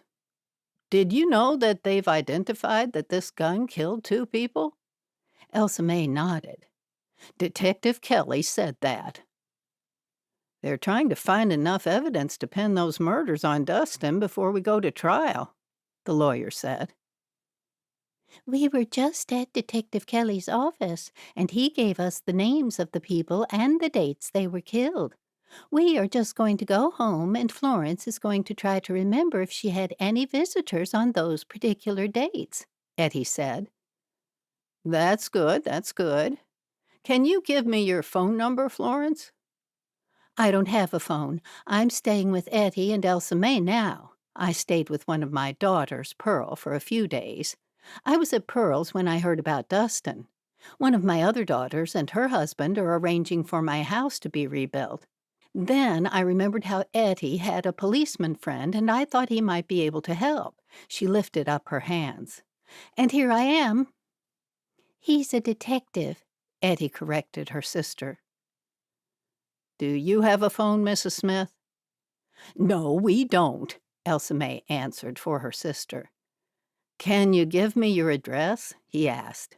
Ettie gave the lawyer their address and then asked, "Do you think Dustin's innocent?" It's my job to get him off. It's for the courts to decide whether he's innocent. Ettie stared into his eyes, waiting for him to say more. But he didn't. Okay, we should go. We've held you up long enough, Elsa May said, pushing herself to her feet. Chapter 9. They headed down the hallway and went down in the elevator. "Well, he was certainly a surprise. I didn't expect a lawyer like him," Florence said. "Yeah, we were taken aback when we first met him. He's young and doesn't look like a lawyer, but don't worry, he wears a suit in court." "That's good to know. As long as he does a good job, it doesn't matter what his age is." "What do you think about him being a twin?" Ettie asked. Elsa May frowned. "Claymore's a twin, too?" Ettie sighed. "Not Claymore. I'm talking about Dustin being a twin." "Ah, yeah, that was a surprise." "I wonder if there's any way that a twin can have the same DNA as the other one if they're not identical," Florence said. "The lawyer said no. He'd be knowledgeable about things like that," Ettie said. "So the twin knew Alyssa, but Dustin didn't," Florence said. "That sounds perfectly reasonable to me, seeing that the brothers never got along," Ettie said. "How does Dustin get along with the rest of his family?" "Not well at all," Florence said. "And you know why that is?" "Nay, I don't. I'm only guessing, because he never spoke of them when he visited me. I only met him recently when he came to college nearby. He said he was going through his grandfather's things and found a letter I'd sent Maury a long time ago. Dustin had my name and knew I was Amish, so he tracked me down. When he found out where I lived, he simply knocked. He said he wanted to meet someone who knew his grandfather. He was very proud of him." "Why is he proud of him? Isn't his grandfather in prison for murder?" Ettie asked, trying hard to make sense of everything. "That doesn't mean Maury did it. Anyway, Dustin's proud of his grandfather's music." "Did Dustin talk about him much? Where is Maury now, anyway?" Elsa May asked. Ettie asked, "Is he still in prison?" "I told you before that's something I'd rather not talk about," Florence said. "Well, maybe next time you visit Dustin, you can ask him about that. That is, if you don't know where Maury is." "I have no intention of visiting Dustin again. I don't like prisons," Elsa May said. "I think you should visit him and ask him some questions." "I'll consider it if you stop talking about it for a while." When they were at home later that day, Ettie and Elsa May pulled out all the correspondence they'd gotten from Florence over the years. Because she lived too far away for them to visit, that was how they'd kept in touch. "These are all the letters from you," Ettie said as she placed the bundle on the kitchen table directly in front of Florence. "And these are all mine," Elsa May said. Florence pulled the letters closer to herself. "It's a good thing I always put the date on my letters. Not everyone does that these days. Some letters come to me with just the day of the week." "Elsa May and I always thought it was funny that you didn't write to the both of us." "I always wrote to you in turns." "We read your letters aloud to one another," Ettie said. "Now we're looking for these dates." Florence tapped on the slip of paper the detective had given her. Soon they had narrowed the letters down by time frame. I just need to read these carefully to jog my memory. Do you want us to leave you alone? Elsa May asked. Yeah, I need to relax and visualize what was going on in my life at that time. Make me a cup of tea, would one of you? I've got to make a phone call. Maybe you can, Elsa May? I was just about to walk Snowy. Why don't I take him for a walk with me? Okay, Elsa May agreed. Ettie grabbed Snowy's leash from beside the back door and clipped it onto Snowy's collar. Come on, boy. You're going to go on a little walk with your Auntie Ettie. Snowy looked up at her from his bed in the corner of the living room and wagged his tail before he hopped out of the bed and followed her to the front door. Together they hurried down the road. Ettie popped some coins in the tin and then picked up the receiver of the phone. She dialed Ava's number, which was one of the phone numbers she remembered by heart. It's me, Ava. What did you find out? Hello, Ettie. I found out that Maury is still in jail waiting for parole. That's good to know. Did you find out what he was accused of? Murder. I know, but do you have any details other than that? Nay, I'm sorry, Ettie. I couldn't find any newspaper reports. But I didn't have a lot of time. Don't worry. I suppose that's not important at this stage. Ettie, I was thinking I could go to the college and ask around. I could talk with the friends of Alyssa, the girl who was killed. I know who her friends are because she's got them all on Facebook. No one's closed her page down yet. She's still getting comments on her wall from mourners. That would be helpful if you could do that, but be careful. I could go tomorrow. That would be good. Okay. If this young man is telling the truth, how did the DNA get under Alyssa's fingernails? Ettie asked. That's one thing I can't get past. I've done a bit of research about DNA. There's such a thing as touch DNA. If you just touch something, you leave your DNA on it. Do you mean if someone shakes hands with me and then with someone else later that day, my DNA could be left on their hands? Yeah, it's possible. Ettie was silent for a moment. Ettie, are you still there? I'm thinking. Okay. Dustin claims he never met Alyssa. I wonder if he touched something that she touched. Yeah, but it wasn't found on the palms of her hands or her fingertips. His DNA was found under her fingernails. It sounds to me that she would have had to scratch him. Ettie sighed. Then why tell me about the other thing? I just thought it was worth looking into. I suppose so. Just speak with her friends and see what you can find out. Oh, and wait, I forgot to tell you. Dustin had a twin. Not an identical twin, but a twin who looked very much like him. We found that out when we went to see his lawyer. So that explains the photos? Yeah, the twin knew her and Dustin didn't. Apparently the twins didn't get along. His name starts with a D, too. I think it was Darren. Good to know. I'm glad you told me that before I went to the college. So this twin, I'm assuming he goes to the same college because he was in the photos? I believe so. That's what the lawyer said. Is that all?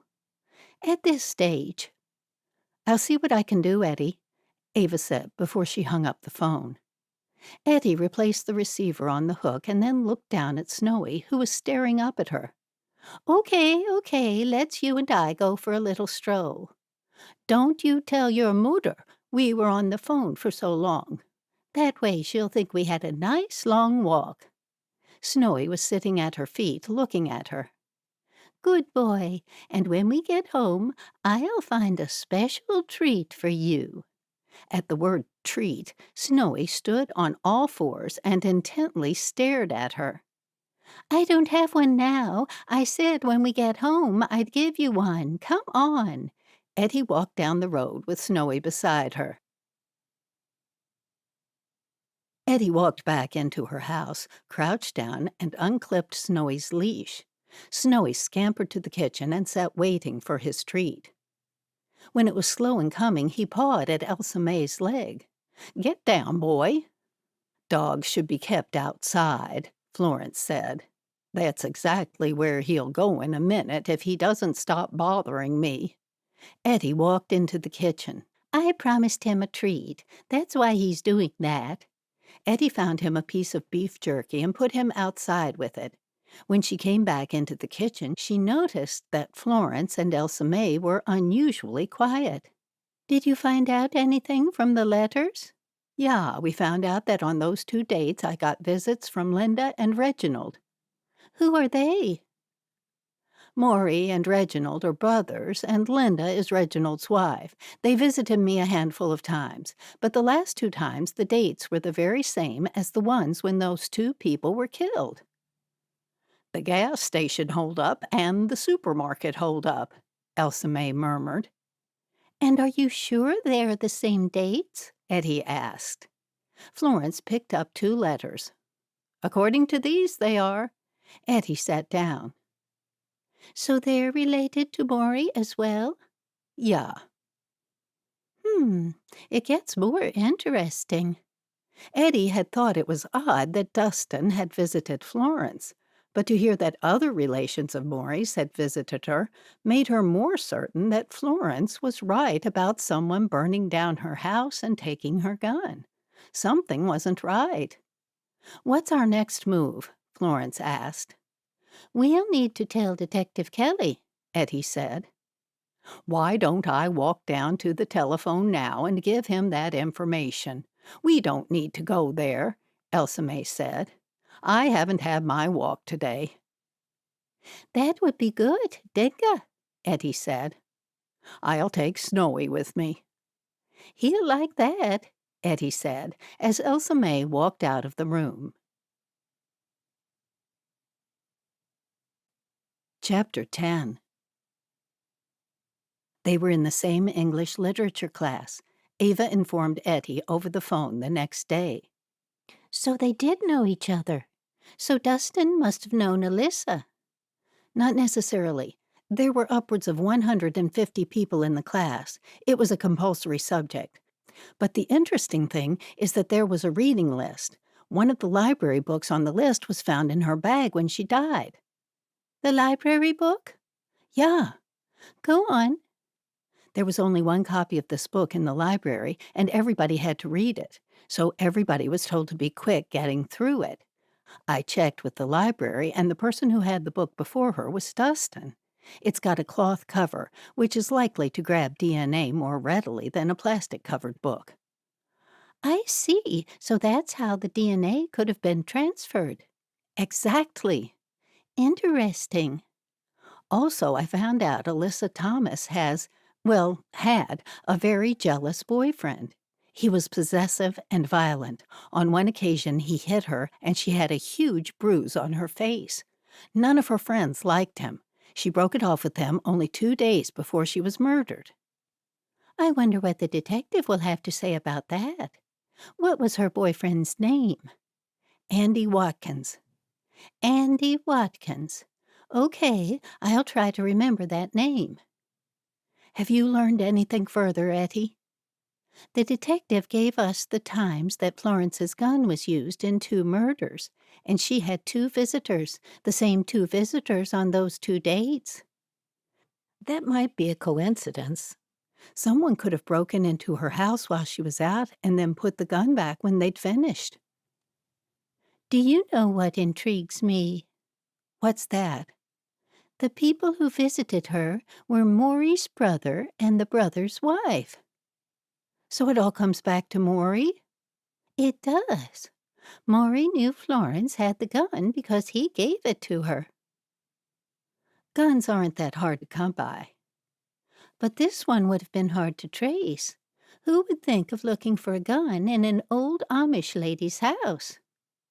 "That's a point. Let me know if I can do anything else." "Danke, Ava. I certainly will. You've been a marvelous help." Ettie hung up and then stared down at Snowy, who'd been sitting at her feet the whole time.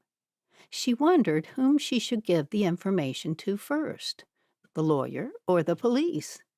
She decided on the lawyer and called for a taxi. She figured before it arrived she had enough time to get home and fill Florence and Elsa May in on what Ava had found out. "Let's go and don't dilly-dally," Ettie said to Snowy. Pushing the front door open, she called out to let both her sisters know what was going on, and then added, "I've called for a taxi. I'm heading to the lawyer to tell him what I've just told you. Do you both want to come with me?" "I'll go with you," Florence said. "Yeah, me too," Elsa May said. Just as they were about to enter the building, they came face to face with Claymore Cartwright, who was on his way out. "Hello again. You're here to see me?" he asked. "Yes, were you leaving?" "I was just on my way out to grab a takeout coffee. Come upstairs and I'll make a call and have it delivered." He grabbed his phone from his pocket. "Would anyone like anything? Tea? Coffee?" "We're good, thank you," Elsa May said.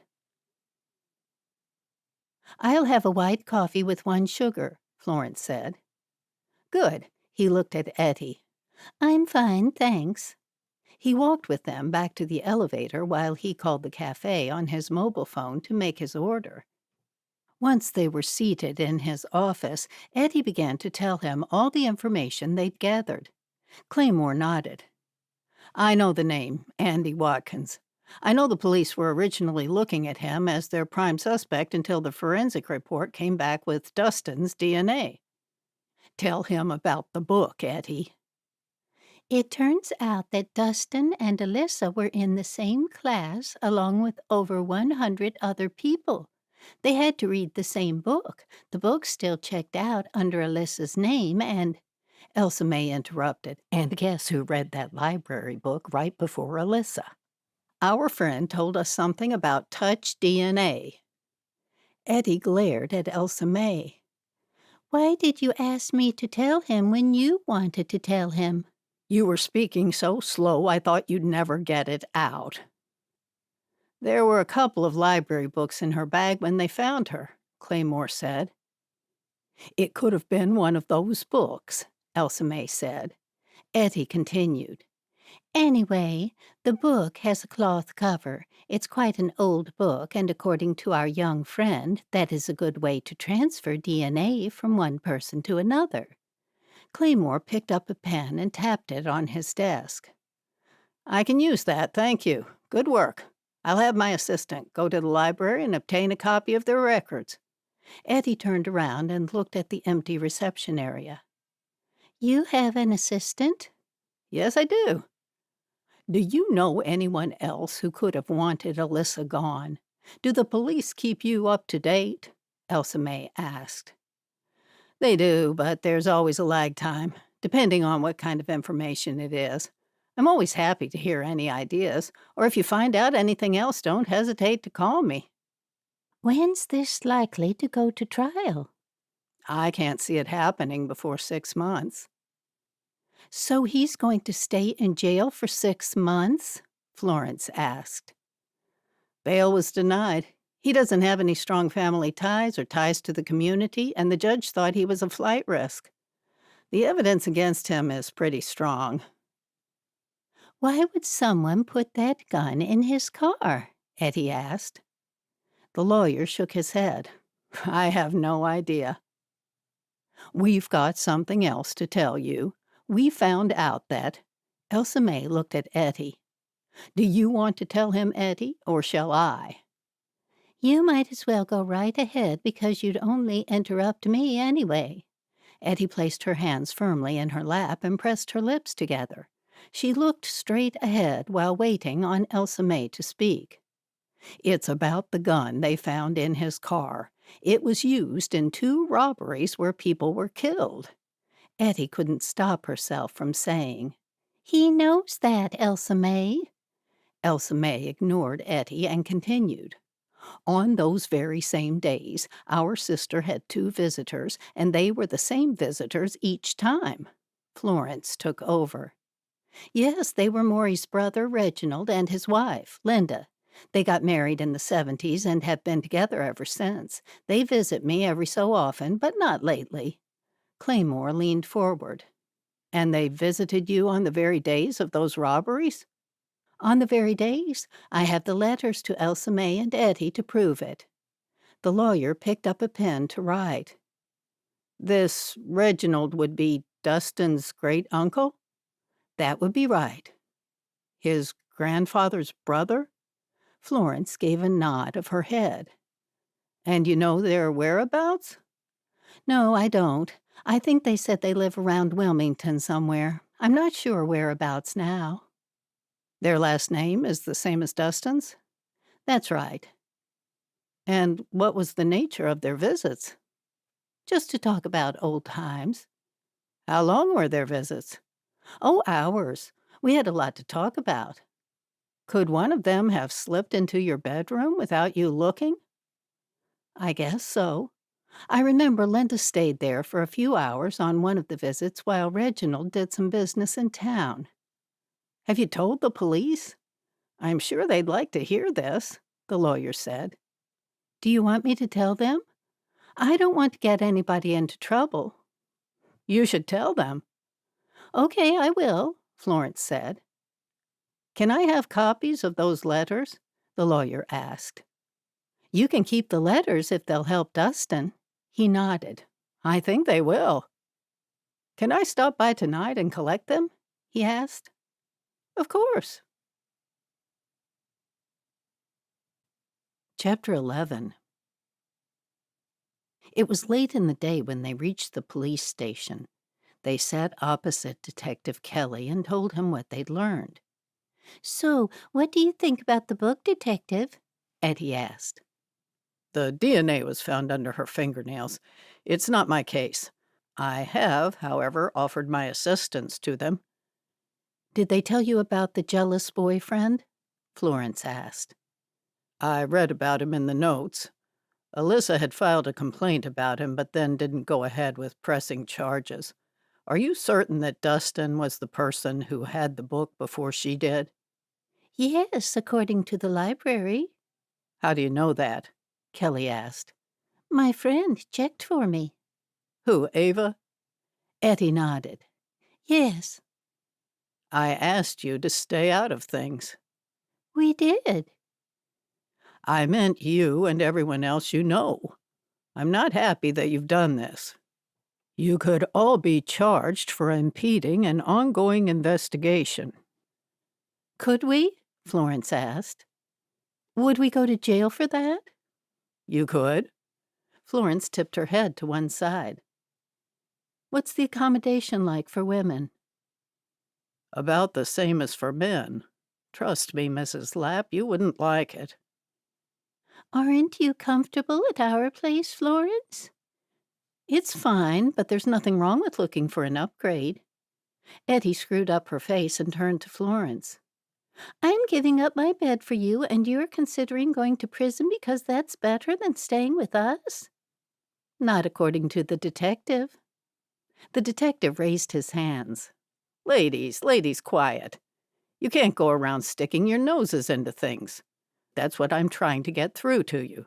It makes things harder for the police to investigate. Okay, Florence said. You shouldn't get so upset. She pointed to his head. You have a pulsating vein in your forehead. You women will be the end of me.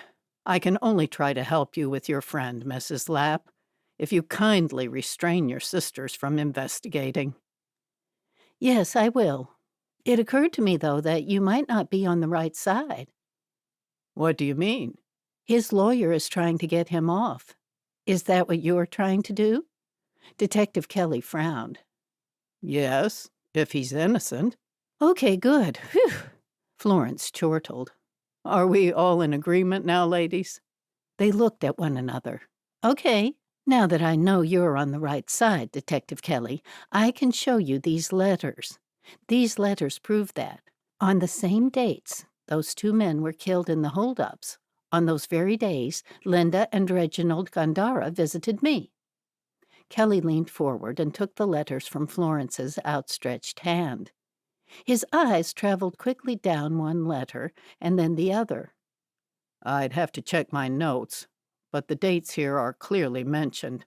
On each occasion, you say you wrote to the specified sister the day after each of these visits?" "Yes, when something happens, I have something to write to my sisters about. I don't get many visits except from my family, not many from Englishers." "Do you have a phone number or address for them?" "Did I mention that Reginald is Maury's brother?" "Reginald is Wiley Morris's brother?" Florence nodded. "No, you didn't mention that. That is interesting. So it's more than likely that he knew you were minding a gun for his brother." "Maury gave me that gun. It was mine. He didn't give it to me to mind for him." "What I mean to say is that he would have known you had a gun in your possession." "Yes, it's possible he knew if Maury told him," Florence said. "Did you ever check the gun closely? Did you keep it loaded?" "When Maury gave it to me, he said it was loaded. He showed me how to fire it.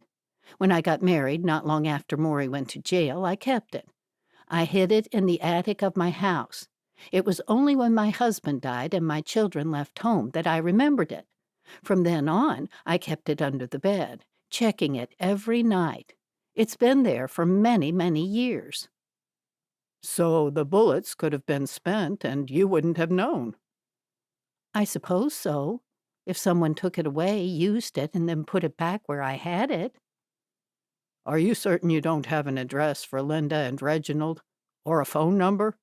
She shook her head. "I don't. I asked for their address so I could write, but they said they move around all the time. They had one of those camper vans and did a lot of traveling in that.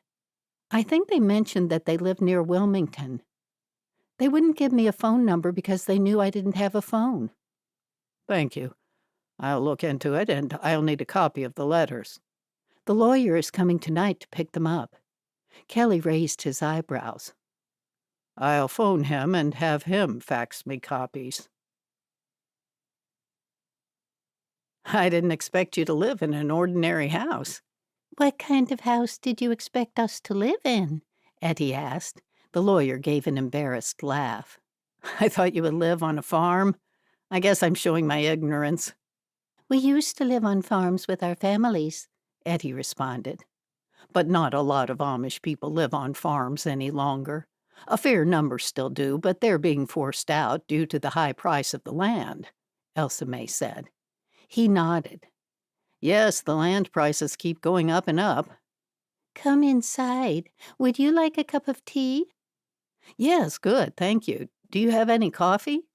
"Yes, we do. How do you have it?" "Just black, no sugar." He looked at the chair he was just about to sit on. "I've been looking for chairs like these. You don't want to sell them, do you?" "You like them?" Elsa May asked. "I do, very much so. They have such craftsmanship." He ran his fingertips lightly over the carved backs. "They're very old." Ettie smiled. Now was the chance to get rid of the old chairs and buy some decent ones. "Well, over 100 years," Ettie added with enthusiasm. "We could probably part with them to a good home, to someone who appreciated them." "We couldn't possibly part with them. They've been handed down in the family. That's a shame," he said before he sat down. "A shame for me," he laughed. Elsa May stared at him for a moment before she disappeared into the kitchen to get him some coffee. "How are things going with Dustin's case?" Florence asked.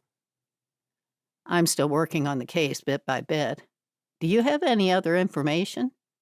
"No, we don't," Florence said, looking grim. Ettie wasn't listening. She was thinking of a way to get Elsa May to agree to him taking the chairs away with him. "Are you okay, Ettie?" Florence asked. "Oh, I was just lost in thought. What were you saying?" "Mr. Cartwright was just asking for the letters. You put them in a safe place?" Yes, I'll get them. As she pushed herself to her feet, she said to the lawyer, Detective Kelly has asked if you'd fax the letters to him. I can do that. Good. Ettie made her way to the kitchen.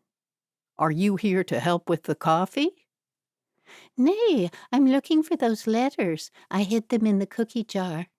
Ettie unscrewed the jar. Don't you think we should get rid of those old chairs and update the place? You've got to admit they're not comfortable. Nay, I like them. We don't sit on them. They aren't comfortable for our guests. I like to look at them. It reminds me of happy times when we used to go to Grossmommy's house. Yeah, they were in the dining room, not in the living room. What's the difference? Chairs are still chairs. Ettie shook her head. She had to think fast while they had someone under their roof who liked the dreadful chairs. Well, he mentioned buying them. We should at least ask how much he'd be willing to pay, don't you think? Elsa May turned and stared at Ettie with her mouth open. You want to sell my memories. I do, depending on how much. You're dreadful, Ettie. You are.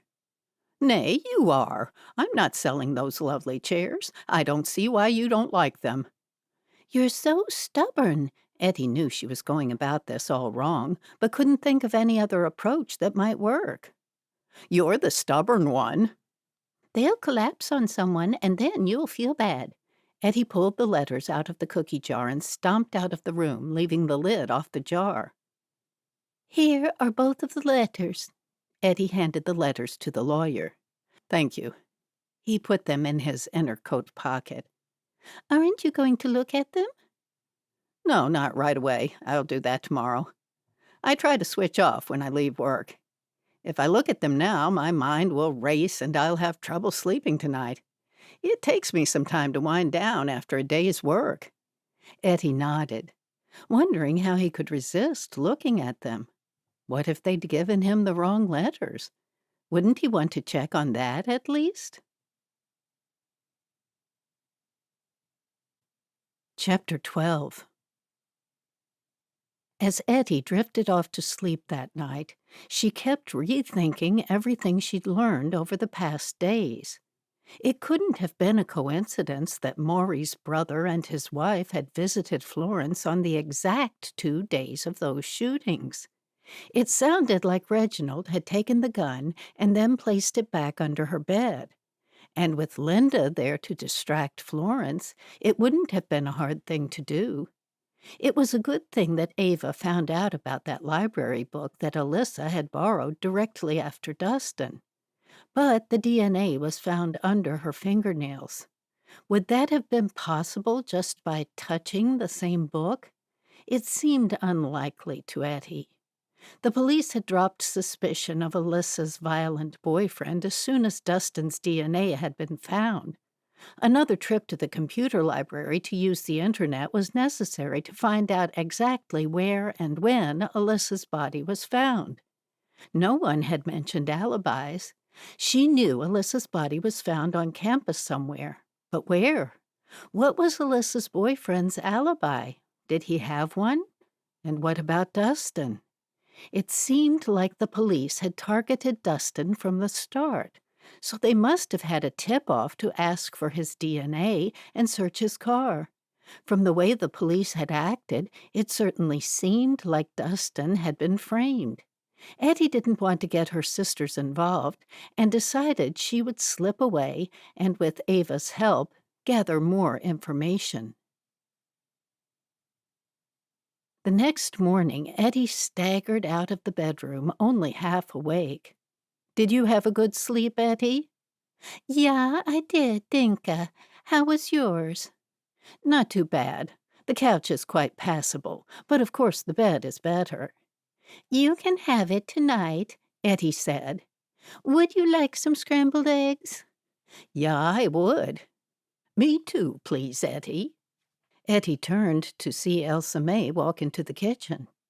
Have you already been for a walk? Nay, we'll go after breakfast.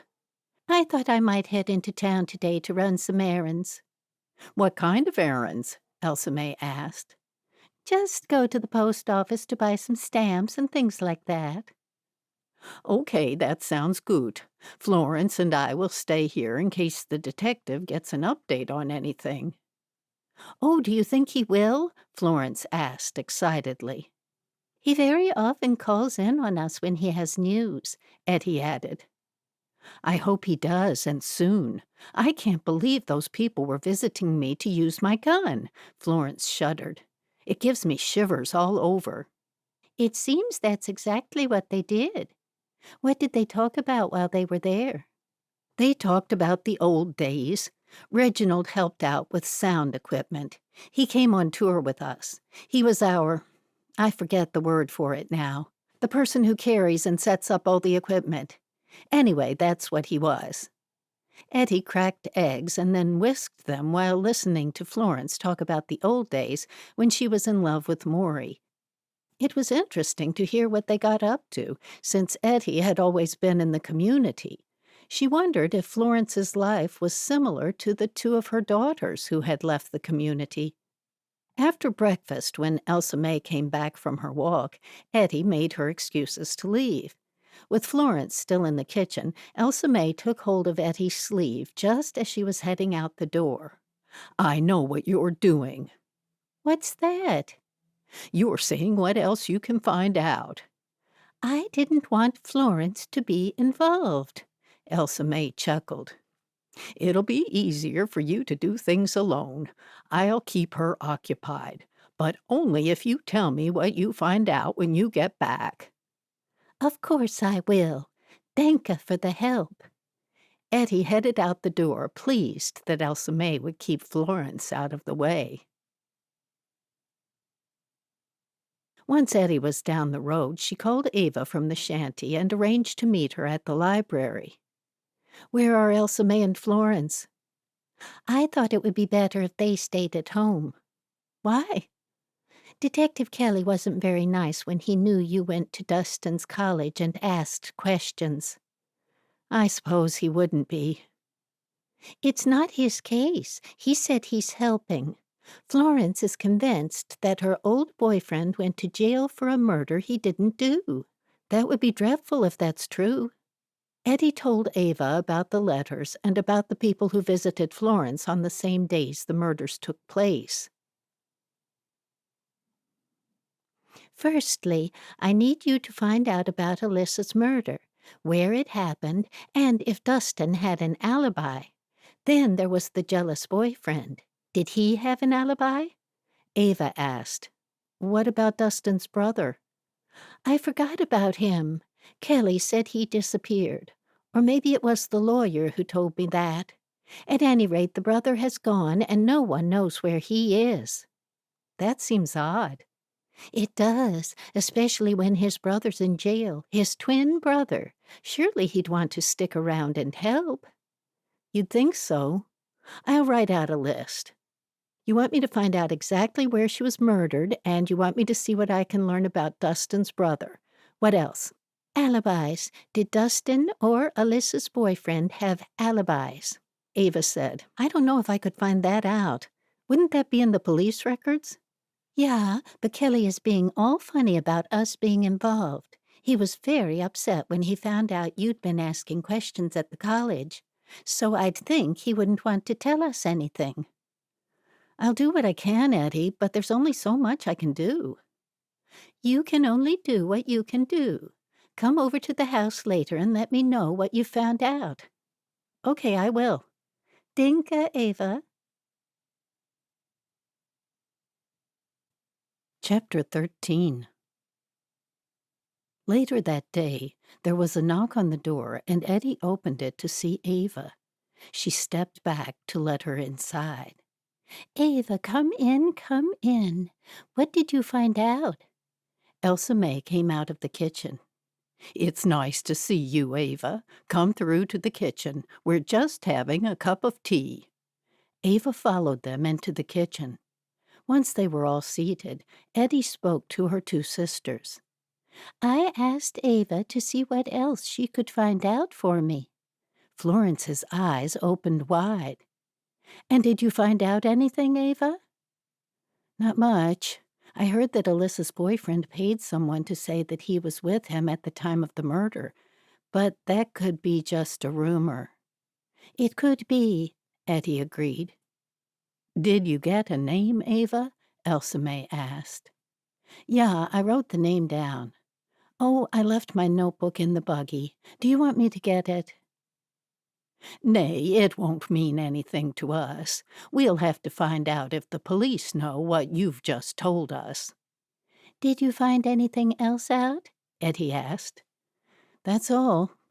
I don't know what else we can do. I suppose we have to leave it up to the police. At least he's got a good lawyer, Elsa May said, placing a cup of tea in front of Ava. Danke, Elsa May. Florence stared into the hot coffee before her. What if we think about what we know so far? Ava suggested. Yeah. Well, what do we know? Florence asked. We know for certain that your friends visited each time the gun was used, Florence. But we don't know for certain that that's the same gun, Elsa May said. Oh, Elsa May, I know for certain that it's the same gun, Florence scoffed. Good, Ava said. Ettie said, let's start there. It sounds to me like it was Reginald who used the gun and then put it back later in the day after he'd used it. Elsa May said, all right. Is everyone in agreement with that? Everyone nodded. Ettie continued. And if that's true, that means his wife was aware of what he was doing because she would have had to keep Florence busy while her husband used the gun. Florence nodded. That's true. Elsa May said, I know what you're about to say next, Ettie. You're going to say, why don't we pay them a visit?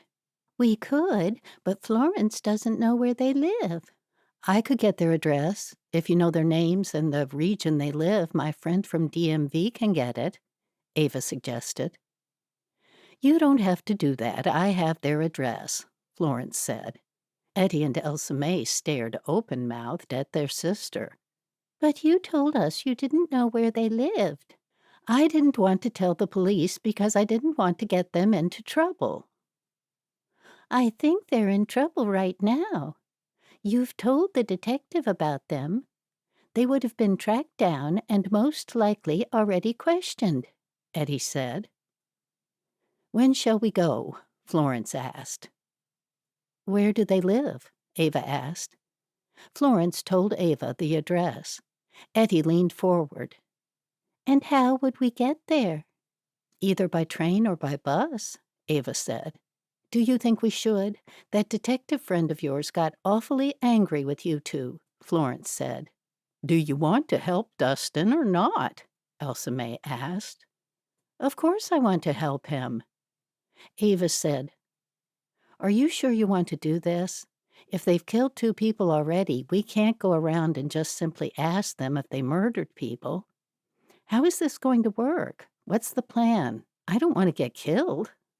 If you're nervous about it, Ava, you don't have to come with us. I think I do. I have to keep an eye on you two. Florence giggled. That rhymes. I do. I'll have to keep an eye on you, too. When everyone looked at her stony-faced, Florence stopped laughing and straightened up, clearing her throat. Then Ava drummed her fingers on the kitchen table. Wilmington. I'll have to find the best way to get there. Linda told me it's a little over an hour by car. Well, we don't have a car, Ettie said. We could have Detective Kelly drive us, Elsa May said. Ettie scoffed. He wouldn't do that in a million years. And besides that, he'll be angry that Florence lied to him. Did I lie? I think it wasn't a lie. I just didn't offer up the address, Florence said. I don't like to think that I lied about anything. What about old Detective Crowley? Last time we needed a car, he drove us, Elsa May said. Nay, he offered to drive us. We can't call him and ask him to drive us somewhere when we haven't seen him lately. That'd be rude, Ettie said. Ava nodded. That's true. Then what? Elsa May asked. I've got a friend who might drive us, Ava said. Are you certain your friend would be willing to do that? Ettie peered at Ava. I don't see why not. She's out of work at the moment, and she was complaining about being bored. That might work. Of course, we would pay for the gas, Elsa May said. I can call her right now and ask. Ava looked around at all three sisters, who nodded. When were you thinking of going? Ava asked. How about tomorrow? Florence suggested. The sooner the better, Elsa May said, while Ettie nodded in agreement. Okay, I'll call her from the phone just down at the end of the road. Dinka, Ava, Ettie said. When Ava left the house, Florence said, I do hope we're doing the right thing. Ettie stared at her sister. Now wasn't the time to be doubtful. What are you thinking? Florence nibbled on a fingernail. What if they burned my house down and killed those two people in the hold-ups? They're your friends, Florence, Elsa May said. Do you think they'd be capable of something like that? I don't know them that well. But you knew them well enough for them to visit you over the years. Florence slumped down further in her chair. I feel I don't know much about anything anymore. Elsa May frowned at her sister, and so did Ettie when she heard Florence's croaky voice. Then tears formed in Florence's eyes. Do you know what an awful feeling it was to come back home and find I had no home left? I imagine it would have been an awful feeling, Elsa May said. It's the worst feeling I've ever had in my life. The house was full of memories, full of all my clothes and all my possessions. Everything I'd ever owned was destroyed. All I owned were the clothes I stood in, and the barn. Ettie felt bad now about being so prickly over giving up her bed every second night. She had a comfortable home, and her sister had nothing. Did one of your daughters make you new clothes? Elsa May asked. Yeah, and I had things given to me, but you know I've always been independent. I like to be the one doing the giving to others and not the other way around. You can stay here as long as you like, Ettie said. Florence shook her head. Dinka for the offer, but I won't stay here too long. Your house is far too tiny. I'll have mine rebuilt soon, and then I'll be out from under your feet. You're not under our feet, Florence, Elsa May insisted. I appreciate you both having me here. You two have always gotten along the best out of all of us sisters. I've often felt excluded by the both of you. I don't know about that, Ettie said. Nay, Elsa May said to agree with Ettie. It's just that our husbands died at roughly the same times, and we sold our big farms at about the same time, too. And yet here you are now, both living in the same house. You didn't write to me and ask me if I wanted to move here, too. And don't say the place is too small. We could have all moved into a bigger house. I think your husband was still alive at the time Elsa May and I moved here, Florence said. All the same, it would have been nice to have the offer. Ettie didn't know what to say, but saw that Elsa May rolled her eyes. Ettie blew out a deep breath. There was no pleasing some people. Ava walked back into the house and came into the kitchen just in time to put an end to that topic. What is it, Ava? You look distressed. Ava slumped down into the kitchen chair. I've just got a lot going on lately. Did you find someone to drive us there tomorrow? Florence asked. Yeah, my friend Holly. She said she'd do it. Oh, that's great. What time did you make it? Ettie asked. I asked her to be here at 9 o'clock. I asked her to come to my house at 9, and then from there we'll come here to collect you three. Will that be all right? She doesn't wake up very early. She's gotten into a late routine since she hasn't got a job. I think that will be fine. We don't have to be there at any particular time. Now, what has you so flustered, Ava? It's just that Jeremiah doesn't like me doing things like this, and I don't like lying to him. What would you have to lie about? Ava gave a little giggle. I don't know what I'm saying. I don't lie to my husband, but he's very single-minded about things. You mean closed-minded? Florence asked. Ettie and Elsa May laughed. Ettie said, I think you've got it right there, Florence. He's just very intent on doing the right thing, and that's one of the things I love most about him. Well, I better get home and break the news to him that I'll be spending the day with you tomorrow. Surely he'll be all right about that, won't he? Ettie asked. Yeah, I think he'll be fine. It's not as though we're going to be doing anything wrong or anything against the Ordnung, Florence said. Yeah, I know that. I'll see you all tomorrow then. Ettie walked Ava to the door. We can forget the whole thing if something's bothering you. Nay, it's not that. I'm just a little tired and still adjusting to being married. Ah, compromising. I guess that's what it is. Jeremiah and I are very different. You were older than most in the community when you got married. You've done a lot of things and you've lived by yourself. Most Amish women would have only lived with their families and gone from there to being married. You've got your own ways now. There will be a time of adjustment. Ava nodded. I guess you're right. We have to learn to compromise on things. You do. Good night, Ettie. Good night, Ava. Ettie leaned against the door and watched Ava get into her buggy. When Ava was seated, she waved to Ettie, and Ettie waved back. It was nice to have a young friend to remind her of what it was to be young. When Ava drove away, Ettie rejoined the others. Did your friend not want to do it? Is that why she had a sad face? Florence asked. Nay, she's fine, Ettie insisted. Chapter 14. Ettie woke up on the couch the next morning to Snowy licking her face. Get off! She pushed Snowy away, and when she sat up, she placed him on the floor. Elsa May walked toward her. What's the matter? Snowy, he was licking my face. Elsa May giggled. Sorry about that. Do you want me to have him sleep outside tonight? Nay, because tomorrow morning Florence will be sleeping here, Ettie chuckled. That's mean, Elsa May said. I thought I was being kind to Snowy, letting him sleep inside. Elsa May said, I know what you're playing at. What time is it?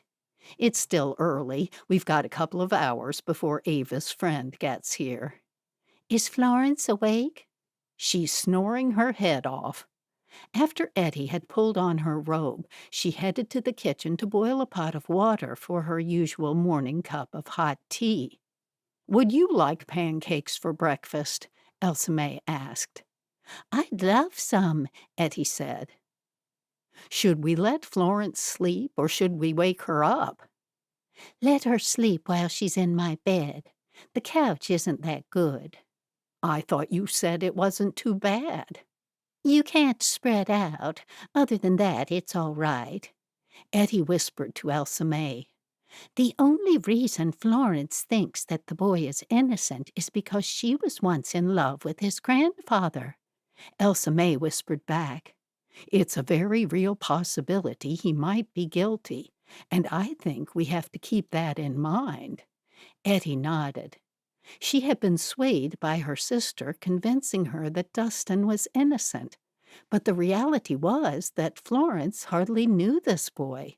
The relationship that she'd once had with the young man's grandfather, Ettie bit her lip when she remembered that the grandfather had been convicted of murder. A murder that Florence refused to tell them about. While Elsa May cracked eggs for the pancake batter, Ettie stared off into the distance, wondering why Florence was being so secretive. If she wanted their help, the least she could do was to be forthright with them. Elsa May whisked the pancake mixture with a wooden spoon. Ettie, the water's boiling. Oh, that didn't take long. Cup of tea? Yeah, I will, thank you. I'd like to find out more about the murder Maury was convicted of. Why? Do you think that has something to do with his grandson? I don't know. It just makes me uneasy that Florence isn't telling us about it. She might simply think it's none of our business, which it really isn't. What are you two whispering about? They looked behind them to see Florence. You're awake, Elsa May said. We just didn't want to wake you, Ettie said. Tea? Ja, denke. Florence pulled her dressing gown tighter around her and sank down onto one of the chairs at the kitchen table. Are you okay with pancakes for breakfast? Elsa May asked Florence. That's fine. Everything's okay. Are we late? Nay, we've got plenty of time. Good. How was the bed? It was fine, better than the couch. When Ettie placed a cup of hot tea in front of Florence, she had to bite down on the inside of her lip to stop herself from asking questions about Maury. She reminded herself to wait for a better time. That'll be Ava, Ettie called out from her room later that morning when she heard a knock on the door. She had just placed her prayer cup on her head over her fastened braids. Because Ettie had been left to do the washing up, she was the last to be ready. She tied her apron around her waist and hurried out to join the others. Hi, Ettie, they're getting in the car, Ava said. It appeared Ava was the only one in the house. Is there room for all of us? Yeah, there's plenty of room. Ettie closed the front door behind them and headed to the car. Her sisters were involved in a discussion outside the car. I'll get in first, Elsa May said. Nay, that'll mean I'll be in the middle, Florence said, placing her hands firmly on her hips. Someone has to be in the middle, Elsa May said while sliding into the car. Florence turned and looked at Ettie. You get in next, Ettie. Nay, I don't want to sit in the middle either. Ettie saw that Elsa May was now sitting smugly by the far window. Neither do I. I'll sit in the middle, Ava offered. One of you can sit in the front. Nay, Ava, you sit in the front with your friend. I'll sit in the middle.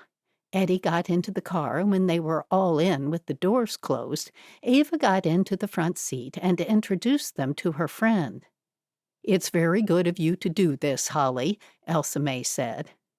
I'm happy to do it. Florence handed over some money. This should cover the gas. Thank you. Holly took the money and put it in the glove box. Buckle up. Holly turned and looked at them. We're all buckled up, Florence said. Ettie looked at Florence. You haven't done yours. Florence glared at Ettie while fumbling for her seatbelt strap. I was just about to do it. You'll have to move over so I can clip it in. Ettie moved closer to Elsa May while Florence clipped her seatbelt on. We all good now? Holly asked, looking in the rearview mirror. Yes, Florence said. Do you know how to get there, Holly? Ettie asked. Yes, I've got GPS. Ettie raised her eyebrows, wondering what she was talking about. Ava turned around and explained to the three elderly sisters what GPS was while they drove off. How long will it take? Florence asked. According to the GPS, we'll be there in 1 hour and 20 minutes, Holly said. Good, that's not too far, Ettie said. Chapter 15. With some unexpected slow traffic holding them up, they eventually arrived at Reginald and Linda Gondara's house 1 hour and 55 minutes later. Ava, you and Holly stay in the car. We don't know what we'll be facing, Elsa May said. Ava frowned. Are you going to be in danger? No, these people are my friends, Florence insisted. When Florence and Elsa May got out of the car, Ettie leaned over and asked in a quiet voice, Have you got a mobile phone, Holly? Yes, I have. Ettie tapped Ava on her shoulder. Don't hesitate to call 911 if something looks odd. You can't do this. We'll be okay. I'm just saying that as a precaution. Ettie got out of the car to join her sisters. Elsa May and Florence stood together at the front door, while Ettie stayed behind them. Florence pressed the doorbell, and within seconds the door was flung open. Oh, my golly, it's you, Florence! An elderly lady leaned forward and kissed Florence on each cheek. Ettie knew it must be Linda, but somehow she'd been expecting someone younger. She had fair hair that fell about her shoulders in waves. It was a style appropriate to someone younger, in Ettie's opinion. "What are you doing here?" "Hello, Linda. These are two of my sisters." Once everyone was introduced, Linda said, "Come inside. I couldn't believe it when I looked out the window and saw Amish women. Then I thought one of them might be you, Florence. Is everything okay?" "Everything's fine. I'm here to ask you a couple of questions." She laughed. "Sounds ominous. Come and sit down." Ettie remained silent and sat down with the rest of them. "Where's Reginald?" Florence asked when she'd sat. "He's out of town at a friend's funeral. I didn't want to go, so I stayed home." "Linda, I'll be blunt and come right to the point of the visit. 2 of the times you visited me, 2 people were killed in armed holdups, and my gun was used. I'm thinking that Reginald took the gun from under my bed and used it in these robberies and killed those 2 people. The police know all about it." The police know? What do they know? It's only a matter of time before they knock on your door, Elsa May said. People were killed? Linda asked, looking shocked. On each occasion, one person was killed, making 2 in total, Elsa May said. Linda shook her head as tears came to her eyes. I didn't know anyone was killed. You knew about the robberies, though? Elsa May asked. Yes, I did. Oh, this is awful. We were so broke. She looked at Elsa May and asked, Have you ever been broke? Elsa May nodded. I have, very much so. Linda continued. We hadn't been that short of money for literally years. It's an awful feeling. I thought you were wealthy. You've got that huge camper van and everything, Florence said. We've got many debts. We don't own the van. We needed the money. He said he knew an easy way to get money and it wouldn't be traced back to us. At first, I didn't know how he got the money, but I knew he most likely stole it from somewhere. It was only a few $100s a time. Later on, he told me he stole the money from places that didn't have CCTV cameras. I think he must have been wrong about that, Ettie said. You haven't had a visit from the police yet? Elsa May asked. Linda gasped and her eyes widened. He's been caught on tape? Do you think that's how they know he did it? Elsa May persisted. The police haven't come to arrest him yet? No, they haven't. If you come forward and tell the police, they'll go easy on you, I'm sure, Elsa May said. But you might have to get in first and tell them about your husband. I think that's how it works. Do you think so? What will happen to him? Linda asked. Ettie was pretty sure Linda knew exactly what had gone on, even though she claimed to have no knowledge of the murders, only the robberies. They'll most likely go easier if you come forward and admit everything you know, Elsa May said. It's only a matter of time before they arrest him. And maybe you too. You could be charged as an accessory to murder and covering up a crime. 2 crimes, Ettie said. Why don't we call our Detective Kelly and have him work some things out? Elsa May suggested. Yes, Linda, my sisters have a good friend who is a detective. He'll help you. Linda nodded. Thank you. I appreciate you going to all this trouble for me. I can't believe he killed 2 people. I had no idea. You believe me, don't you, Florence?" "If that's what you say, then I believe you," Florence said. "I didn't know. I only knew about the gun and that he wanted to use it to get money." "How did you know that Florence had a gun?" Ettie asked. "Reginald found out from his brother." "Did you have my house burned down?" Florence asked, now frowning. "What? I didn't even know your house was burned down. How could you think I could do such a thing?" Florence shook her head. "I don't know what to think anymore. The gun was missing. It wasn't found after the house burned down. The fireman said that it wouldn't have been destroyed, and it wasn't found. I didn't have anything to do with it. Another thing you mightn't know, seeing you haven't mentioned it since we've been here, is that Dustin has been arrested," Florence said. "Yes, we heard about it." Ettie stared at Linda.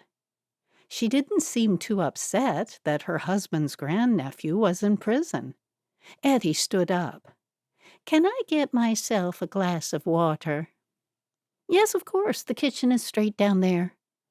Ettie had suddenly remembered about Dustin's brother, the missing twin. Since Darren was also related to Reginald Gandara, there was a chance he might have been staying with him and Linda. Chapter 16. Before Ettie entered the kitchen, she looked around for any signs that Darren might be staying in the house. She looked back over her shoulder to see Linda busily talking to her sisters. Trying to be as quick and quiet as she could, Ettie climbed the stairs. When she got to the top, she peeped into each bedroom. In one of the rooms, the bed was unmade. There was a small television on a table by the bed, and a laptop computer was plugged into the wall. "They certainly have someone staying with them," Ettie thought. Ettie went back down the stairs and joined the others. "She's agreed to let us call Detective Kelly," Elsa May said to Ettie. "Yes, but I must make a phone call first," Linda said, standing up and reaching for her mobile phone on the coffee table. Ettie sat down. There was nothing they could do to stop Linda from making that call. Was she calling her husband to warn him and tell him to make a run for it? Or telling her grandnephew not to come back to the house? Linda walked out of the room to make the call. Elsa May glanced out the window. "I hope Ava and her friend don't mind waiting in the car." "They'll be fine," Florence said. Ettie leaned forward and told Elsa May that there was a possibility that Darren was staying in the house. "What?" Florence asked. Elsa May leaned over and whispered what Ettie had just told her. 5 minutes later, Linda sat back down. "Okay, call this detective, you know." Linda passed her phone to Ettie, who handed it to Elsa May. "You call him, Elsa May." "I don't know his number off the top of my head." Ettie told her the number, and after Elsa May had pressed the numbers into the phone, she stood. When she got through to the detective, she told him where they were and that Linda Gandara had some vital information to tell him about her husband and the gun that had been kept at Florence's house. When Elsa May ended the call, she sat back down. "What did he say?" Linda asked. "He said he'd be right over and asked if we would stay put." Ettie breathed out heavily. "We've got friends waiting in the car." "You must have them come inside, Ettie. I'm sorry, I didn't realize. You get them, and I'll fix us something to eat." Ettie went out to the car, while Linda headed to the kitchen. Ava, Holly, and Ettie came inside. As soon as they'd sat down, they heard a car. Ava jumped up and looked out the front window. "Is that your friend?" Florence was the first to make it up off the couch to look out the living room window, where there was a clear view of the road. "She's doing a runner." "Ach, nee. Kelly will blame us. Quick, Elsa May, call him again and tell him what just happened." "Can you see her plate number?" Elsa May asked. Nay, but they'll find it quickly once they know their names and address, Ettie said. Elsa May was quickly making the call. She was able to give him Linda's last dialed numbers because Linda had fled without her mobile phone. Kelly asked them, again, to stay put until he arrived. "What's going on?" Holly asked. "Was that Linda driving off?" Ava asked. "Yes, we've called the police and they're coming here right now. Detective Kelly told us to stay put." "How exciting," Holly said. "Perhaps she found she didn't have any coffee, so she's driven down to the shop to get some," Florence suggested. Then Florence giggled. "Wouldn't we look silly if that's all she was doing?" Ettie shook her head. "That's not likely by the speed she took off at," Holly said. "She's done a runner for sure." Ettie and Elsa May stared at each other, and Ettie knew they had the same thought. They were going to be in terrible trouble with Detective Kelly. They would have to sit and listen to him reprimand them for going to see Linda, rather than giving him Linda and Reginald's address. And for the first time, Ettie would have to agree with him that giving Kelly their address would have been a better idea. They'd done a silly thing. Linda had openly admitted that her husband had taken that gun to rob people. They all could have been in harm's way, even Ava and Holly, who'd stayed in the car. "I wonder if Reginald will come home," Florence said. "Not for a while," Elsa May said. "His number was one of the numbers Linda called before she left, going from the name in the phone." The five of them sat in the living room, waiting for the detective. "This is quite exciting. It beats staying home watching the TV all day," Holly said. Seeing the worried look on Ava's face, Ettie said, "Are you worried about what Jeremiah will say?" "I am. If I'm late getting home, I'll have to tell him where I was. He's already asked me not to get too involved with you when you help the detective." "If it comes to that, I'll have a talk with him," Elsa May said. "But we shouldn't be home too late. It's not that far." "Thank you, Elsa May. He listens to you." Ettie turned to face Florence. "So Dustin didn't mention he was a twin on any of his visits?" "Nay, I already told you I didn't know. I last saw Dustin's father, when he was a boy of about 7. I never kept in touch with any of Maury's family. Why would I?" "I don't know, but then again, you've hardly told us much about Maury at all," Ettie said. Florence pursed her lips, looking none too happy. Then they heard cars come screeching to a halt. They all stood to see Detective Kelly's car pull up at the house, followed by 2 police cars. He got out of the car and hurried to the door, and Ava opened it before he reached it. "Is everybody okay?" he asked as he hurried inside. "Everybody's fine," Ava said. "They've caught Linda, and they're taking her in for questioning." "Great! They've got her?" Holly asked. The detective stared at Holly. "Who are you?" "She's a friend of mine," Ava said. Detective Kelly nodded and then sat down as 4 uniformed police officers made their way through the house. "Tell me everything," he said. "Tell me exactly what happened." "It was my idea," Florence said. "So, you did have their address after all?" Kelly glared at Florence. "Yes, I did, but I didn't want to get anybody in trouble. That's why I kept it to myself." "Just tell me what happened, and please try to remember everything Linda said to you." They gave Kelly Linda's cell phone and then told the detective everything about their visit. "Don't they need to have a warrant or something?" Holly asked as everyone watched the police officers take a laptop and a computer out of the house. "They were about to be served with a warrant today," Kelly said. "They were?" Florence asked. "Yes, it seems his van was caught on CCTV leaving the scene of both crimes." "His big camper van?" Florence asked. "Apparently so. I'm afraid you're going to have to give statements." "Even me?" Holly said. Yes, everyone in this room will need to give statements. Ava held her stomach. But we've already just told you everything we know. Yes, and you're going to have to repeat it all in your official statements. How exciting, Holly said once more. Now do you believe me about the gun being the same as the one at my home? Florence asked Kelly. Yes, it seems likely, Kelly said. What I'd like to know is why they had to burn down my home. Hopefully we'll find that out in due course. Linda admitted that her husband used my gun and then put it back. Kelly nodded. I think you should save your talk now for when you're interviewed.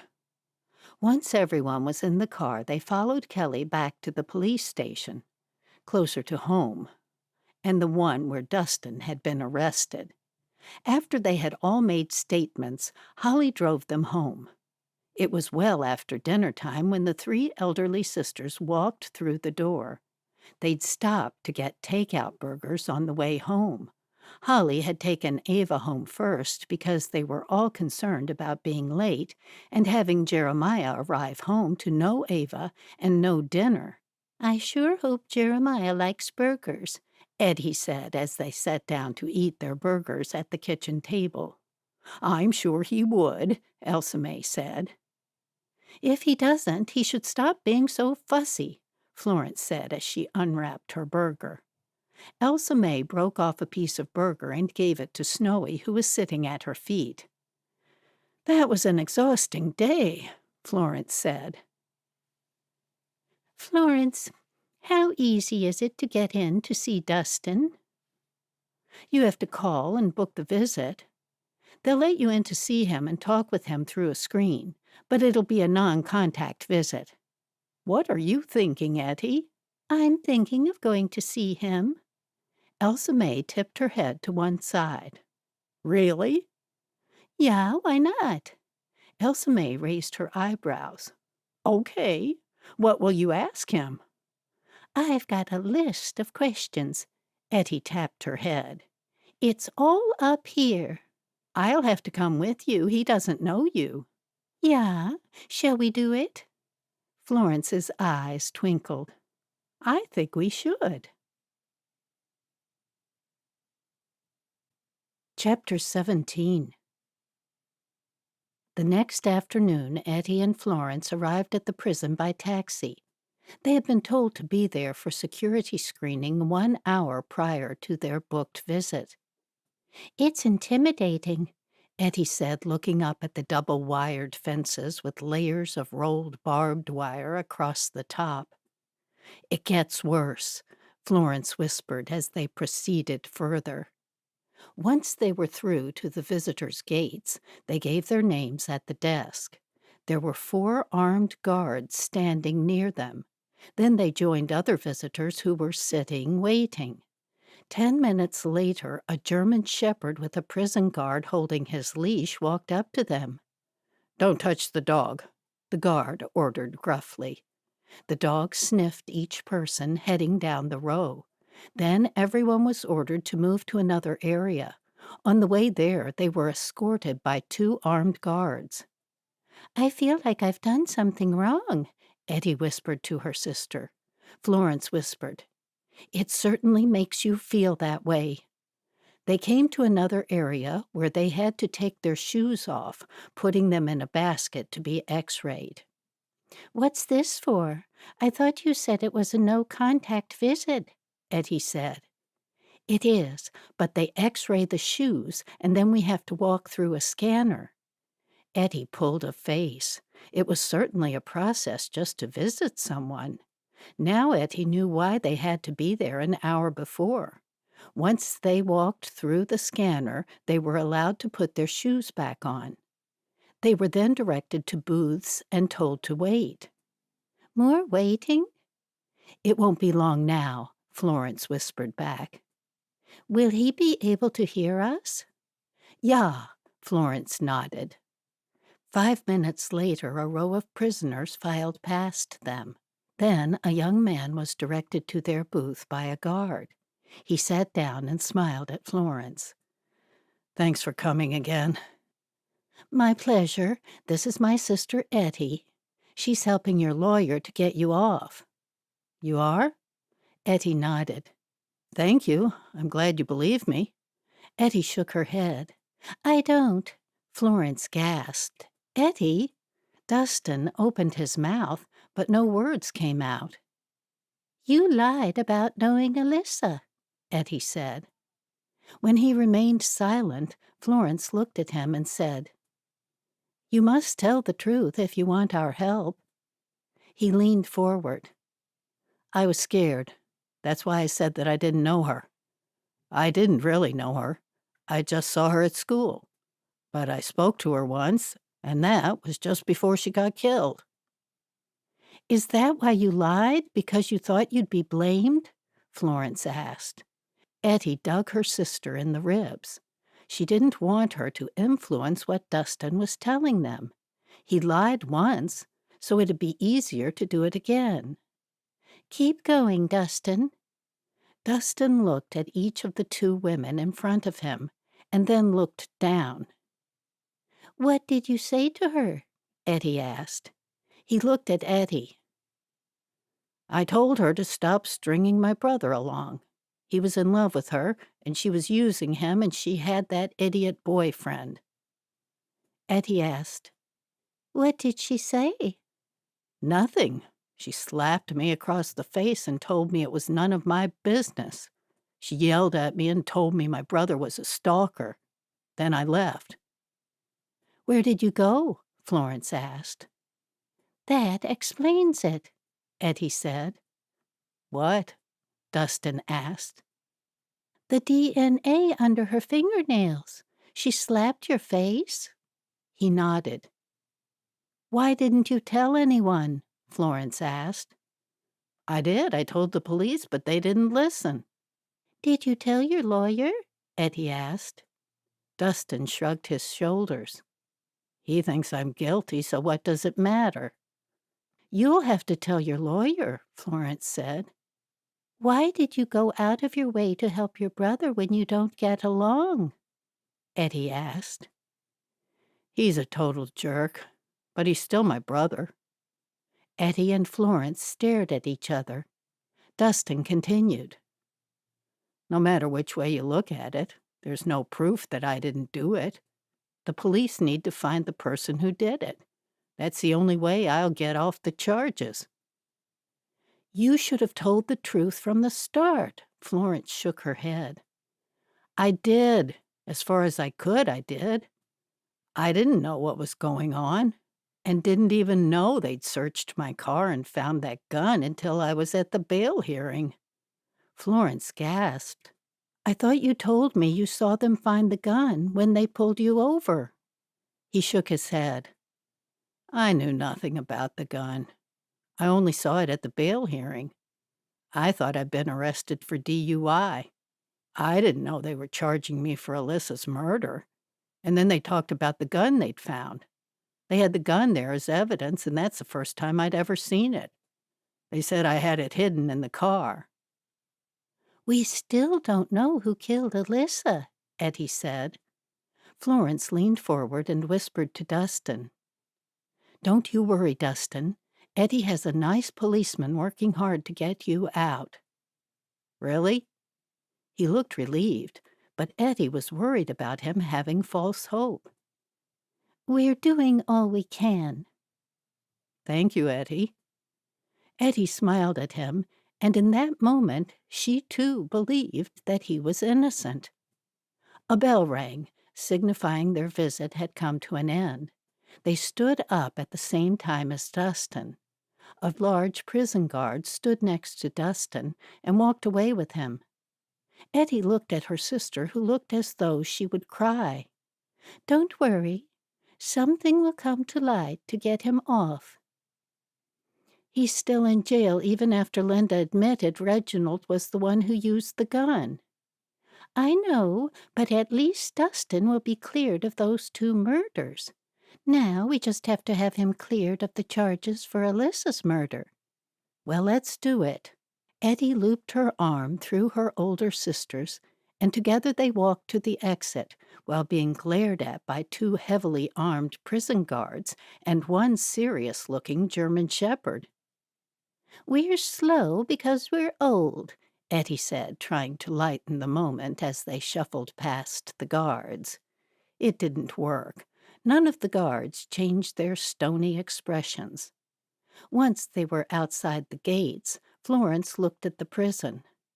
What a dreadful, dreadful place. "It is. We have to get him out of there."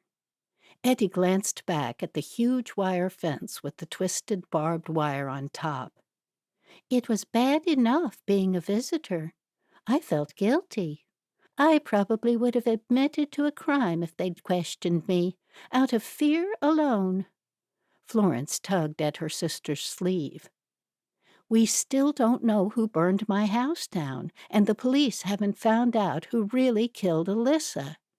It makes sense that it was Linda and Reginald who burned down my house because of the gun. What do you think?" "If they'd taken it before, why not just take it again? Why destroy your home?" "I don't know," Florence said as they walked closer to one of the three waiting taxis. "I'm going to call Detective Kelly and ask him to come for dinner. Perhaps if we put our heads together, we can find something we've been missing." "Do you think so, Ettie?" "That's what I'm hoping. We have to call Dustin's lawyer and tell him what Dustin told us. It might get him off because now we know that the DNA got there because Alyssa slapped his face, and that explains the marks on his face in his arrest photos. We'll head to the first public phone box and call him from there. Let's go home first and make sure it's okay with Elsa May."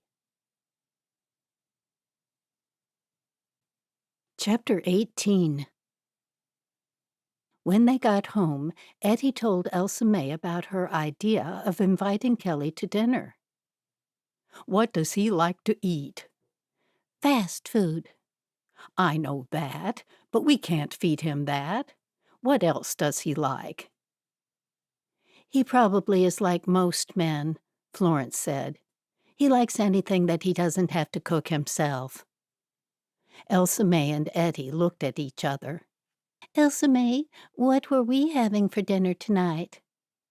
I was just going to make us cabbage soup. "Really? What else do we have that we could cook?" We could make a lamb roast with roasted vegetables. "Yeah, I think he'd like that more." "Call him now, Ettie, before he makes plans," Florence urged. "Okay, I will." On the way to the front door, Ettie saw that Snowy was fast asleep. She took money for the call from the jar on the table near the entrance and stepped outside. A cool breeze blew over her as she continued down the front steps of her house. On the way to the shanty, she replayed everything in her mind. The mystery was like a giant puzzle. They had some of the pieces, but the other pieces were missing or didn't fit. Hopefully, Kelly would offer some information while he was relaxing over dinner. Ettie picked up the receiver and then dialed Kelly's cell phone number. Detective Kelly. "Oh, it's you?" Ettie asked.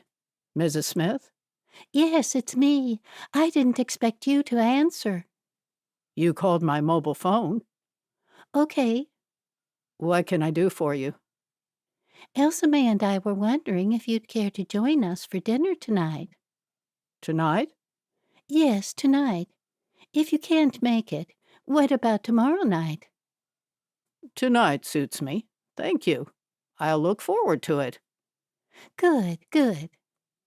What time would you like me to be there? How does 6 sound?"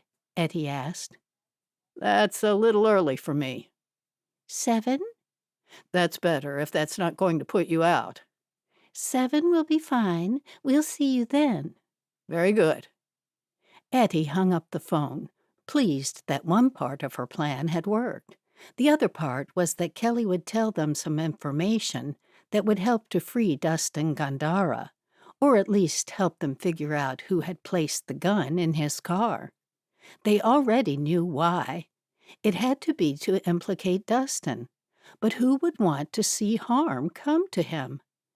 Ettie headed back to the house. She had a few ideas swirling in her mind. "He's coming. He said he could come for dinner." Ettie squealed as she walked in the door.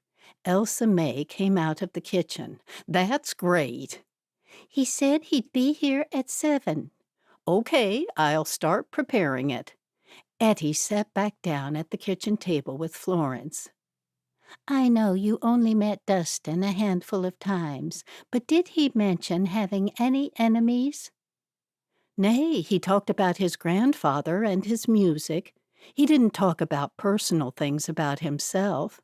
I told him stories about the old days, and that's about it."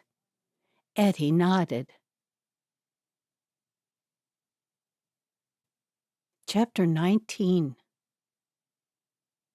It was 5 minutes past 7, and Ettie was growing concerned that something important had cropped up, and Kelly wouldn't make it for dinner. Having no phone in their house, Kelly wouldn't be able to give them the courtesy of telling them he'd be late or wouldn't be able to come at all. Just then, Ettie heard a car and looked out the window. It was Kelly's car. "He's here," she announced to Elsa May and Florence. Ettie made her way to the door, opened it, and waited for Kelly to approach. She thought it best to keep quiet about her visit to the prison. As long as the lawyer had the information they'd learned, that was the important thing. When Detective Kelly stood in front of her, he said, Good evening. That smells delicious. I could smell it as soon as I got out of the car. "Hello, Detective. Come inside." Thank you. He stepped past her into the house. Snowy ran at him and jumped up at him. "Stop it, Snowy," Ettie said, trying to push him away lightly with her foot. The detective held up his leg. Can you get him off me? Ettie scooped Snowy up. "The others are in the kitchen." He nodded and headed to the kitchen, while Ettie put Snowy in the yard and put the latch over the dog door. After that, she joined them in the kitchen. "I'll just wash up and join you in a minute." Elsa May looked up from dishing the food onto the plates. Well, don't be long. When Ettie got back to the table, she sat down at her usual seat. Elsa May had already plated the food. "We normally say silent thanks for the food," Florence explained. Don't let me stop you. Kelly said. They closed their eyes to give thanks for the food, and then they started eating. Thank you for inviting me. It's rare I get to eat a meal like this. It's just like my mother used to make when I was a boy. After some small talk, Ettie figured it might be okay if she slipped in some talk about Dustin. "How are they doing with Dustin's case?" Funny you should mention that.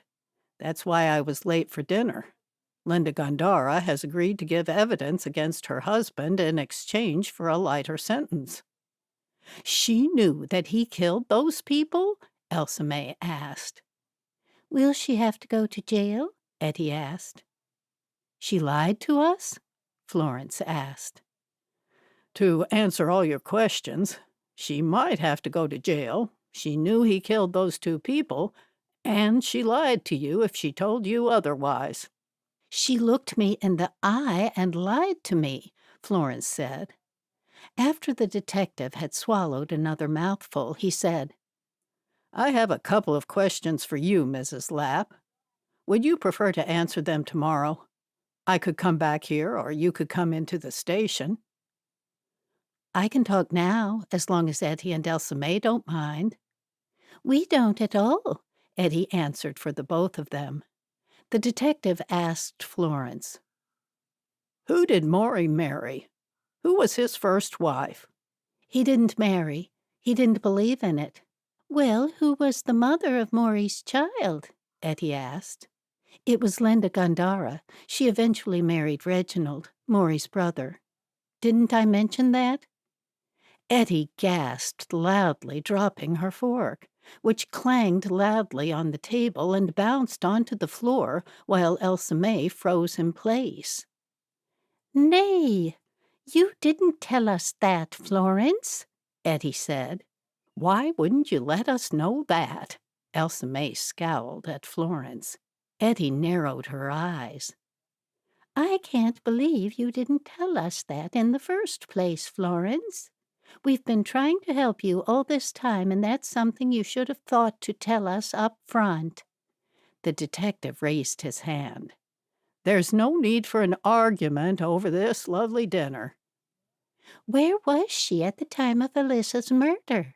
Ettie asked Florence. Who, Linda? Florence asked. Yes, Elsa May asked the detective. You found out that she's Dustin's grandmother? Not until just now. He looked at Florence. Do you mind answering Ettie's question? Do you know where Linda, Dustin's grandmother, was around the time of Alyssa's murder? Why would I know? Florence said. She was probably at home. Kelly jumped up while taking his mobile phone out of his pocket.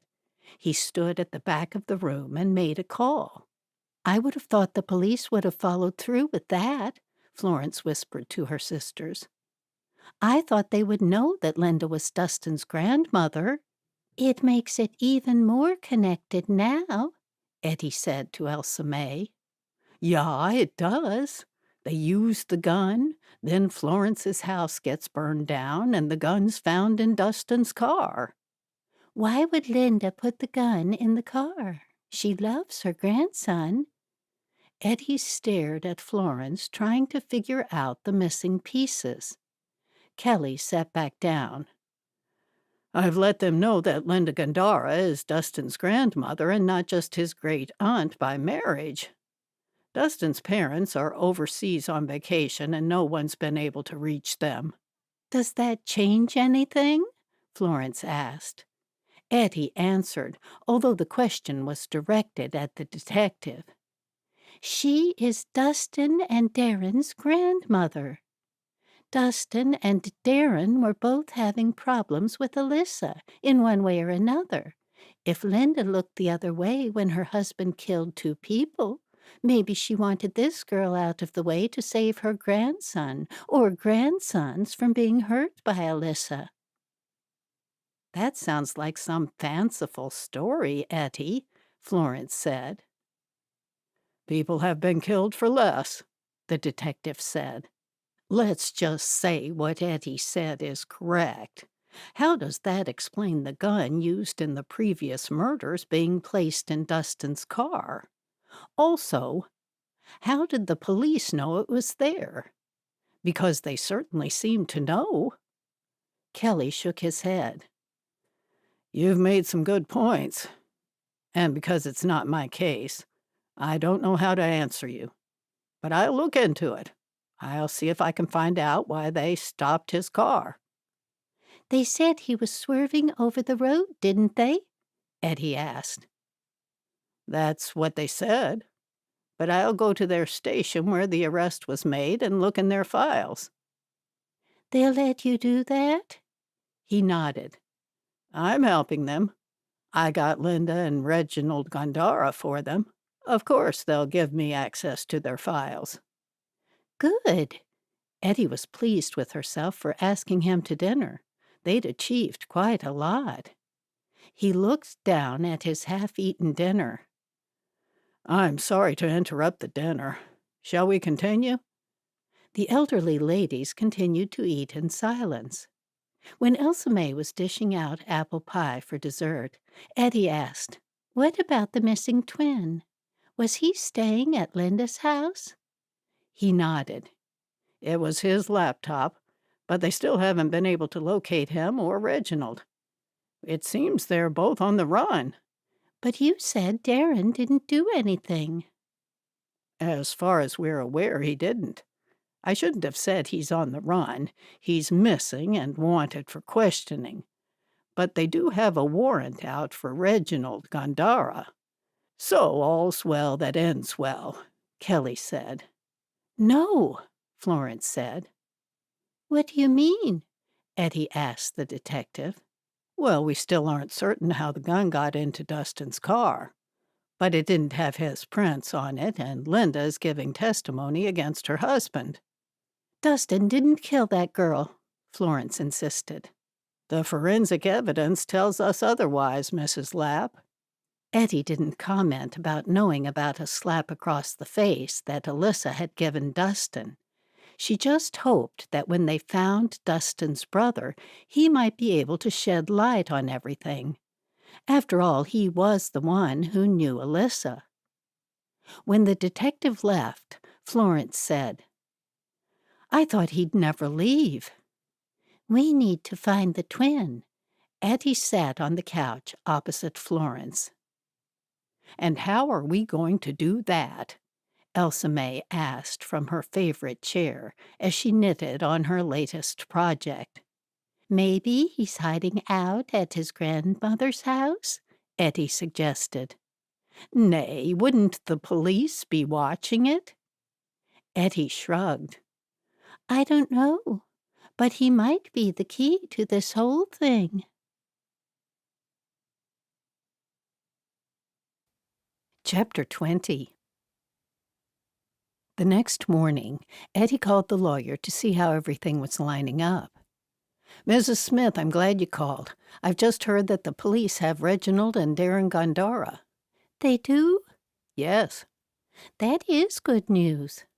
Darren is being questioned as we speak, and Reginald is under arrest. At this stage, Darren claims to have witnessed his brother arguing with Alyssa Thomas on the day she was murdered. Ettie gasped.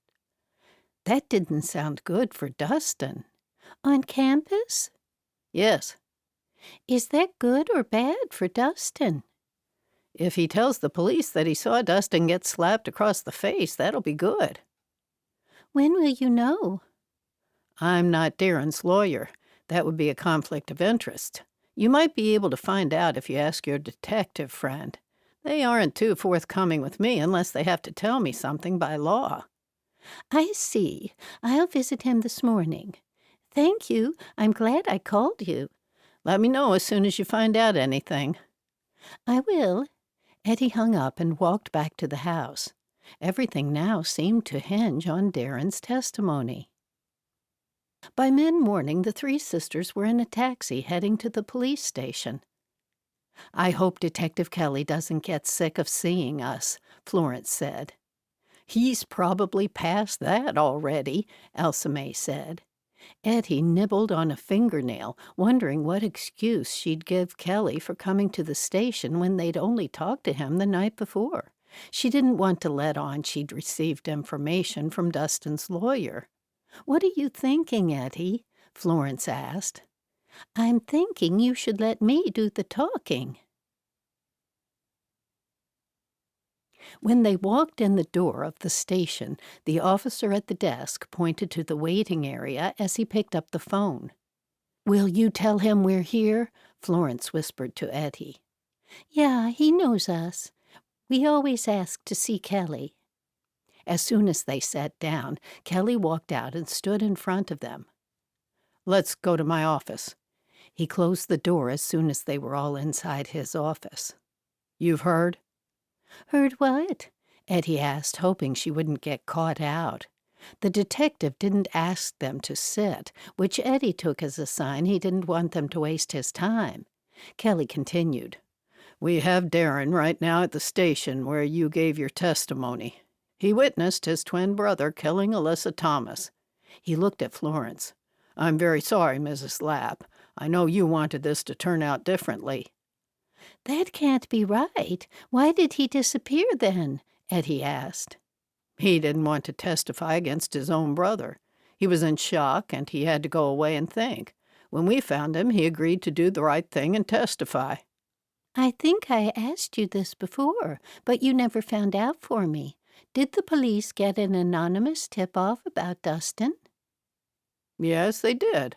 Someone called them and told them they witnessed Dustin strangling Alyssa, and they also saw him with a gun. They gave the police the plate number of the car they saw him get into." "Did Darren say he made the call?" Kelly shook his head. "He made no such call. There must have been another witness to the murder. Who called the murder in? Ettie asked. A young lady from the college found her and then called 911. Elsa May pulled a face. That's odd. A man witnesses the murder and calls the police about Dustin and goes to the trouble to give the police the plate number and doesn't make a call to 911 about the woman who was strangled. Kelly frowned. I'll look into that.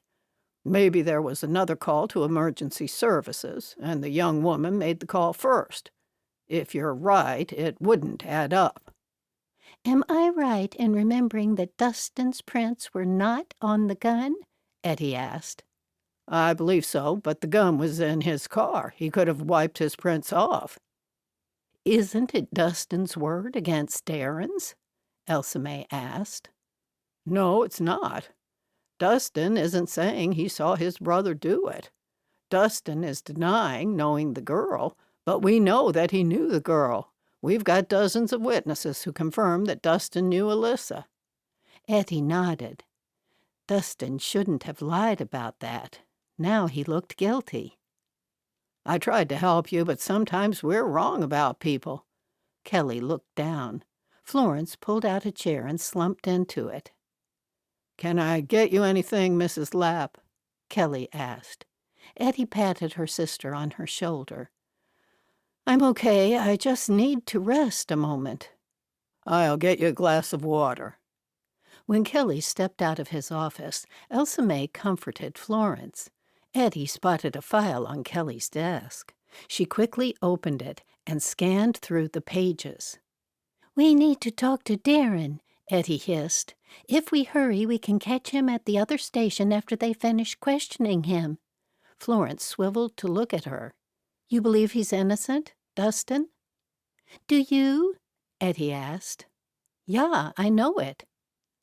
Then so do I. Have your water and tell Kelly you feel much better, but don't look happy, or he'll think we're up to something. Right then, Kelly walked back in, holding a glass of water. He handed the glass to Florence. She took a couple of sips, while Ettie did her best to look sad. Florence handed Kelly the glass when she stood up. Thank you for all you've done. It was nothing. Your sisters have been a great help to me over the past years. I was glad to do something to help them. Thank you, Ettie said. The detective's eyes fell to the file on his desk and then focused on Ettie. We should get out of your way, Elsa May said, moving closer to the door. It's over now, Mrs. Smith. There's nothing more you can do. Ettie nodded. I know. Thank you for all you've done. Do you mean that? Kelly asked. Come on, Ettie, let's go, Elsa May said. Yes, I thank you. Ettie moved past him out of his office. She wondered why he looked at the file like that. She'd been careful to place it back in the same position that he'd had it. Chapter 21. Elsa May hailed a passing taxi as soon as they were on the pavement outside the station. They all sat in the back, and again Ettie ended up in the middle. This time she was too involved in the thoughts revolving around in her head to care. That was a close call, Ettie, Elsa May said, after she told the driver where they were headed. You shouldn't have done that, Florence said. What did you find out? Nothing, really, but we need to figure this thing out pretty quickly before we talk with Darren. Ettie nibbled on a fingernail while she thought. If they did nothing, Dustin would end up in prison for life, or worse. Ettie, stop chewing on your nails and pull yourself together, Elsa May ordered. Ettie pulled her hand away from her mouth. Now we normally go over who could have done it. Right, Ettie agreed. Now that I know that Darren made that call against his brother, I'm thinking it was him. Where do my gun and my house fire come into it? I don't know. There seems no point to the gun being in his car, unless the person wanted Dustin to be charged for those murders as well. That's a point, Ettie. There were no witnesses to those murders, and only the gun could tie the two murders together. It's all so mysterious, Florence said. The taxi driver said, "It sounds like a good mystery. Can you start at the beginning?" "We would, but our stop is just up here," Elsa May replied. They paid the driver and got out of the car as soon as they could. "What if he's already left?" Florence asked. "We'll just have to hope he hasn't. One of us should go in there and ask if he's still there," Florence suggested. "Nay, we can't alert them to us being here. They'll want to know who we are. This is a murder investigation," Ettie said. "Let's sit across there." Elsa May nodded to a bus stop bench across the road where they'd get a clear view of the entrance of the station. "When he comes out, you should ask him questions, Ettie. All three of us shouldn't go," Florence said. "But if he tells me something, I might need one of you as a witness." "Nay, I think Florence is right, Ettie. Only you should go." "Okay," Ettie agreed. "But I have no idea what to ask him. If he came out right now, what would I say?" Ettie's sisters remained silent. None of them could think of a thing. "Now might be the time to tell us about the charges Maury's in prison for." Florence looked straight ahead. "It was a hold-up." "Same as his brother," Elsa May said. Florence glared at her older sister. "Sorry, keep going." "He made a lot of money, but he spent more than he made. He was at the casino one night and lost a fortune. He pulled out a gun and demanded it back. Of course, he'd been drinking and didn't know what he was doing. His gun went off somehow and killed someone. It wasn't even the dealer. It was someone behind the dealer." Ettie scratched her neck. Why couldn't her sister have told them that at the start? There was no great secret there. "The thing was, Florence, is that him?" Elsa May asked, pointing at a young man at the entrance of the station. "That's him. Quick, Ettie." Ettie gulped and made her way across the road. What would she say to him? She had hoped all the pieces would have fallen into place by now, but they hadn't. Darren was walking down the steps, and Ettie waited at the bottom, off to one side. "Darren, Gandara?" He looked her up and down, a little startled. "Yes?" She opened her mouth, but her heart was pounding so hard that no words were coming out. "Do I know you?" His words gave Ettie an idea. "I think you do. You burned down my house." He laughed and started walking away. "I have the proof." He stopped in his tracks and turned to face her. "It was nothing to do with me."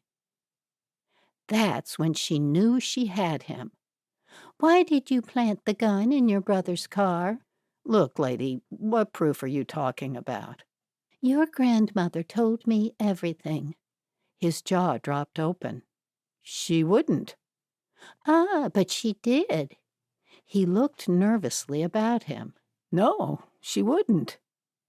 When Ettie remained silent, he said, "What do you want?" "I want you to tell me why you burned down my house, or I'll give the police my proof." Ettie knew the young man wouldn't know she wasn't the Amish lady whose house had burned down. He frowned at her. "I wasn't the one who burned down your house." He shifted from one foot to the other and shoved his hands in his pockets. "He did it. My brother killed that girl." "I'm talking about my house." "What did my grandmother tell you?" "Enough to go to the police." "She did it.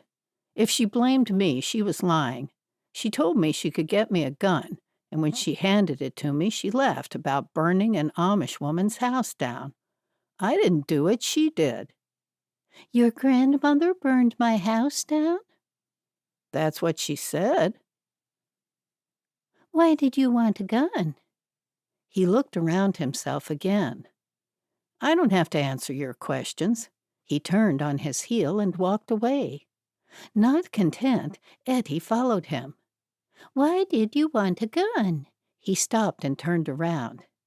"You want to know the truth, lady?" Ettie nodded and hoped she wasn't in danger. "I was going to shoot Alyssa, but my brother did the job for me. I saw my brother strangle her. Then I hid the gun in his car." "Wiped your prints off, then called the police?" "What's it to you? I haven't committed a crime." "You covered up knowledge of arson. That's a crime." He stepped toward her, and Ettie took a step back. His eyes were radiating pure evil, and shivers ran down her back. Darren suddenly looked over Ettie's shoulder, turned, and hurried away. Ettie glanced over her shoulder to see Elsa May and Florence hurrying toward her. Then Kelly pulled up beside them in his car. He jumped out of his car. "I thought you all would be here." Ettie pointed to Darren. "I talked to him, and he said his grandmother burned down Florence's house and gave him the gun." "He did?" "Yes, quick, get him." Ettie pointed to him, and Detective Kelly caught up with him. "What happened, Ettie? He looked like he was going to hit you." "He said Linda laughed about burning your house, Florence, and he said she gave him your gun. Then he said he was going to kill Alyssa, but then he saw Dustin strangling her, so he hid the gun in Dustin's car." "And then called the police?" Elsa May asked. "That's what he claimed." Chapter 22. Kelly joined them once more, and Ettie saw Darren getting into a car down the road. "What did he say?" Ettie watched the car drive past them. "Who's driving?" Ettie pointed at the car, and Kelly spun around. "It looks like it could be Andy Watkins. He's got distinctive hair, light and woolly. I remember it distinctly from the picture of him in the file. I'll have to talk to Detective Sanders. He's the lead detective on the case." "What did Darren say to you?" Ettie asked. "He said you accused him of burning your house. He asked if he could sue you for harassment." "What? He lied." "Tell me exactly what he told you, Ettie." Ettie put her hand on her chest and took a deep breath. Detective Kelly pointed at her. "This is exactly the kind of thing I warned you against doing. Lucky for you, I guessed you would have been silly enough to come here and try to find Darren." "Ettie's shaken," Elsa May said. "Yelling at her won't help." "Let's borrow an interview room." Kelly led the way into the police station. Once they were all seated, Ettie told him everything that Darren said. "He could have been lying about everything," Ettie said. "Wait here. I'll see what he said while he was here, and I'll need to find Sanders. It might take some time, but don't go anywhere." "We're fine to wait," Florence said. "I'll have someone bring you in some hot tea." Kelly left them. "Florence, you were just about to tell us more about Maury shooting someone when Ettie had to leave." "Was I?" "Yeah, you said that he accidentally shot someone who was standing behind the dealer, and then you said, 'The thing was,' and you never said what the thing was." Florence sighed. "He shot his manager, the one who was married to Linda." "But wasn't Linda married to him?" "He didn't believe in marriage. He had a child with Linda, and Linda went on to marry his manager. Then, when he was shot, Linda went on to marry Maury's brother. Didn't look too far, did she?" Ettie commented, shaking her head. "I guess it's confusing.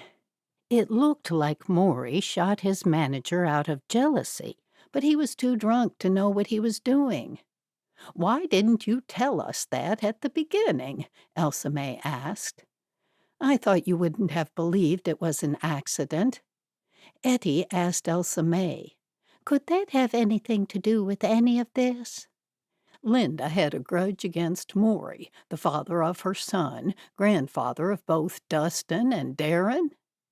You'll have to go and visit Maury. Nay, I couldn't. You'll have to. Look at me. The last time I saw him, I was young and beautiful. I couldn't let him see me like this. I'm so old now and wrinkly. He'll be old too. You don't understand. The door opened and a young officer brought in 3 mugs of hot tea. I need milk and sugar, Florence said to him. Yes, I was going to bring them too. I can't carry everything at once. Thank you, Ettie said as the officer left. Once he'd brought in the milk and sugar, he closed the door behind him. How long will your detective be, Ettie? I hate waiting. He said it might take some time. Florence carefully poured in milk and then sugar. Will you come with me, Ettie? Me? She nodded. Will you? Elsa May nodded from behind Florence, encouraging her to agree. Okay, I'll go. Dinka, I'm not looking forward to it. He would have been thinking about me all these years, thinking I look quite different from this. We'll make a call and book a visit. What if he refuses to see me? Ettie leaned forward and placed her hand over Florence's. At least we would have tried. What happened to his music rights? Ava asked. What's that? Well, I believe the music industry has a system whereby the artist gets paid every time their music gets played anywhere. How do you know that, Ava? I don't know, I heard about it or read it somewhere. Would there be a lot of money involved? Yeah, quite possibly, especially if he was well known and people still play his music. That's something we should ask him, Florence. Florence shook her head. No one would remember him. I doubt people listen to his music nowadays. He hasn't been on tour since the 50s. Should I look into it? Ava asked. Yeah, please do, Ettie said. We'll call you before our visit.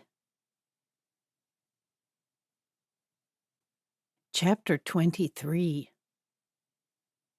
Ettie and Florence arrived at the same prison where Dustin was being held.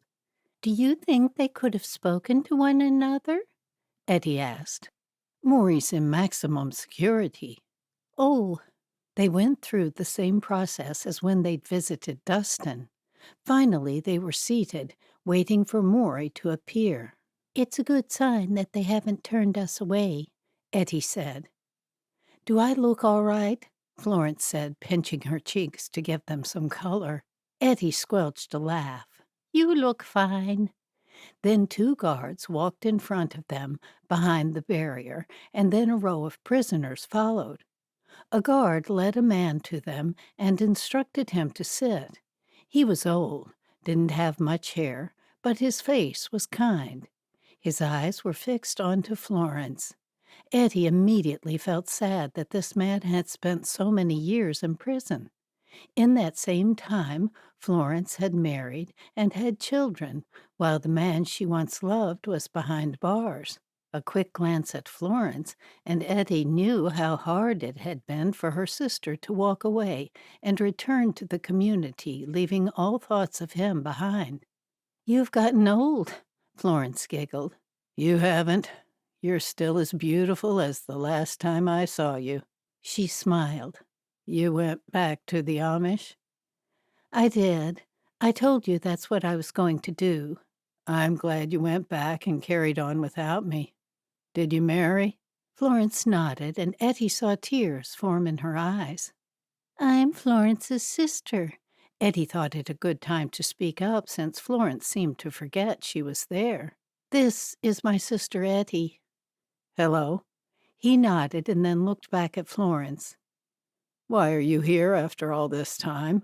Have you heard about your grandsons? What about them? Has either of them been to see you lately? Ettie asked.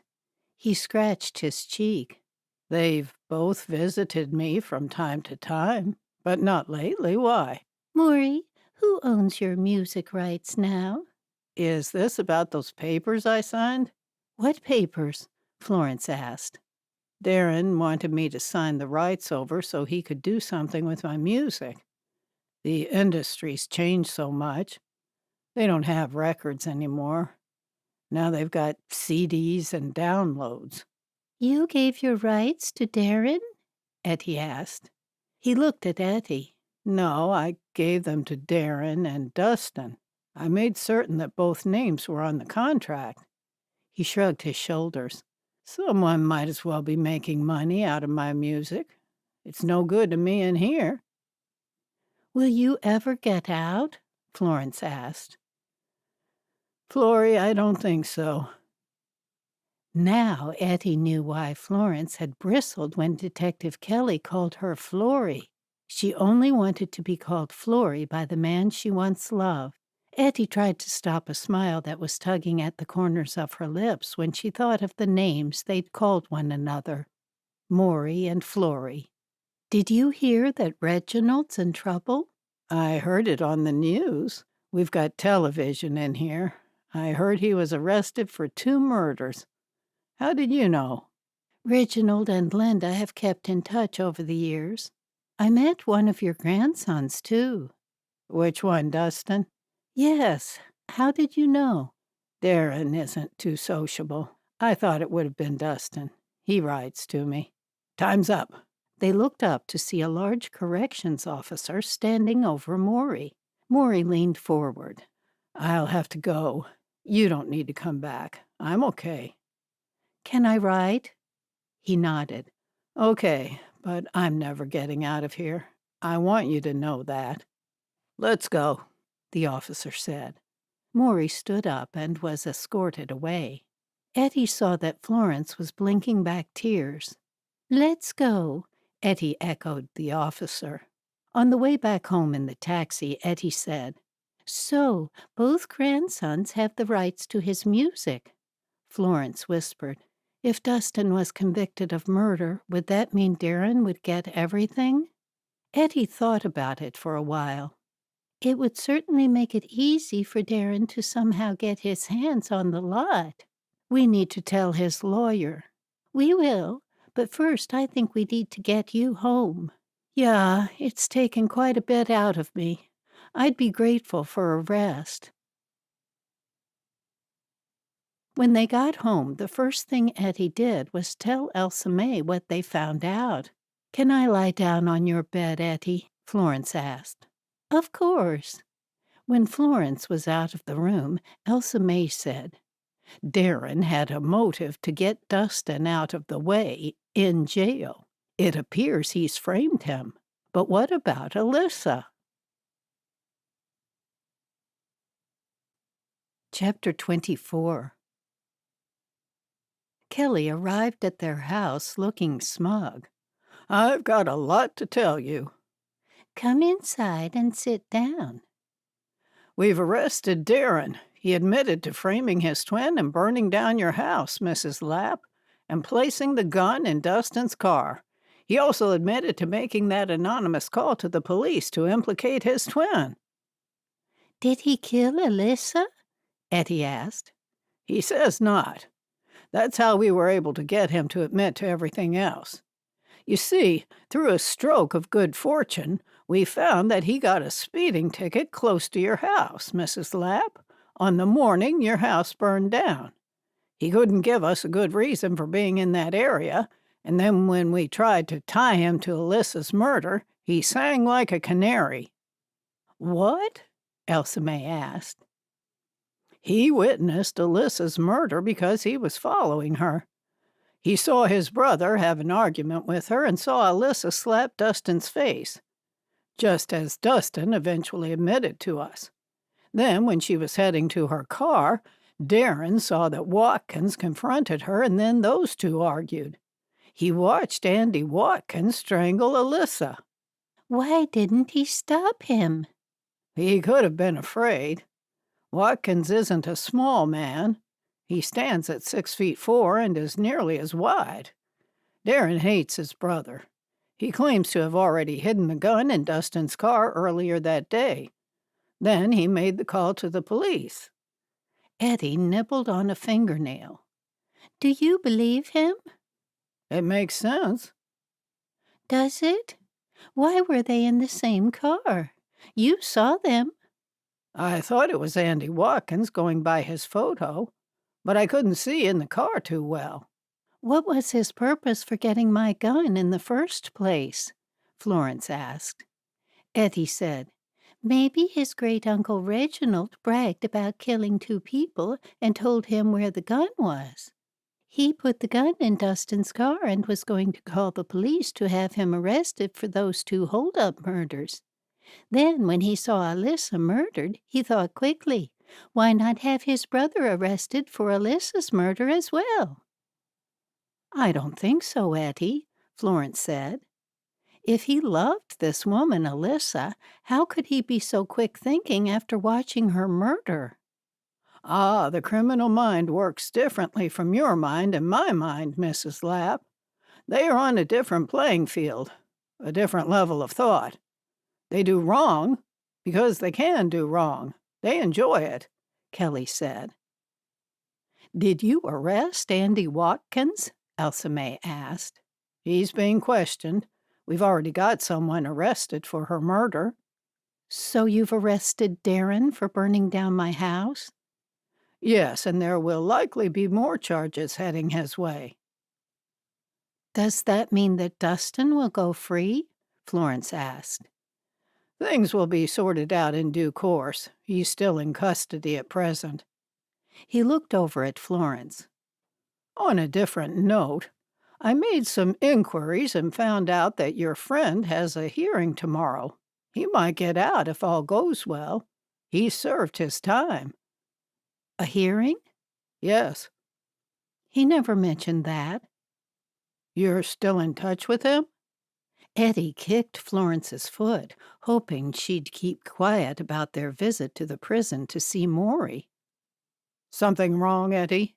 Nay, just that my foot was going to sleep.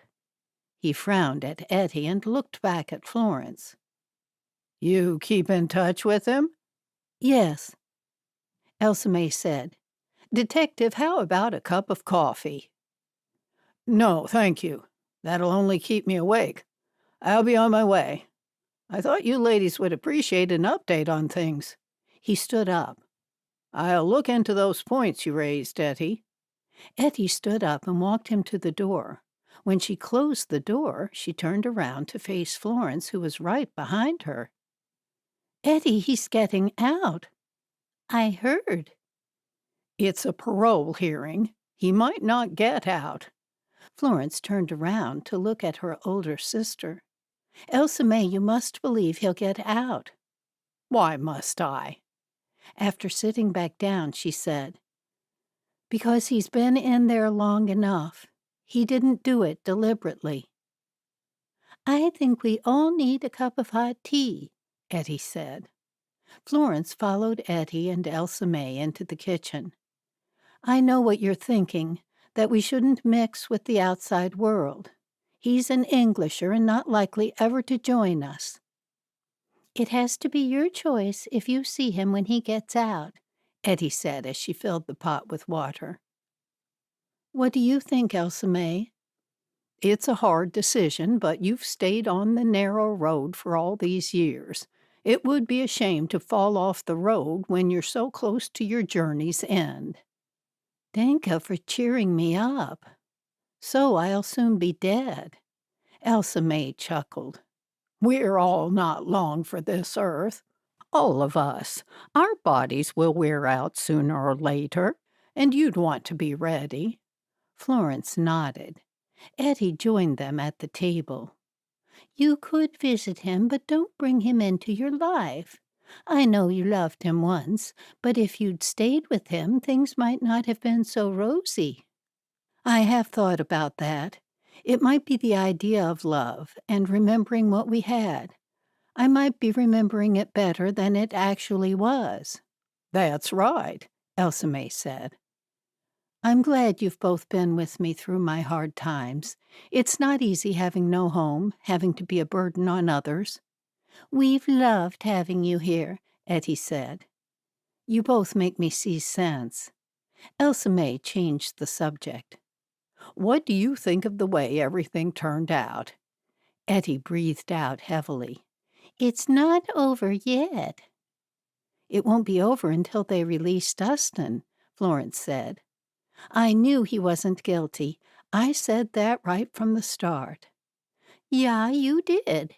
Ettie pushed herself up from the table to take the pot off the stove. Chapter 25. The next day, Ettie answered a knock on the door. Ava stood in front of her. Ava, come in. Ava walked inside, and the three elderly sisters told her what Detective Kelly had told them the night before. Well, that's why I'm here.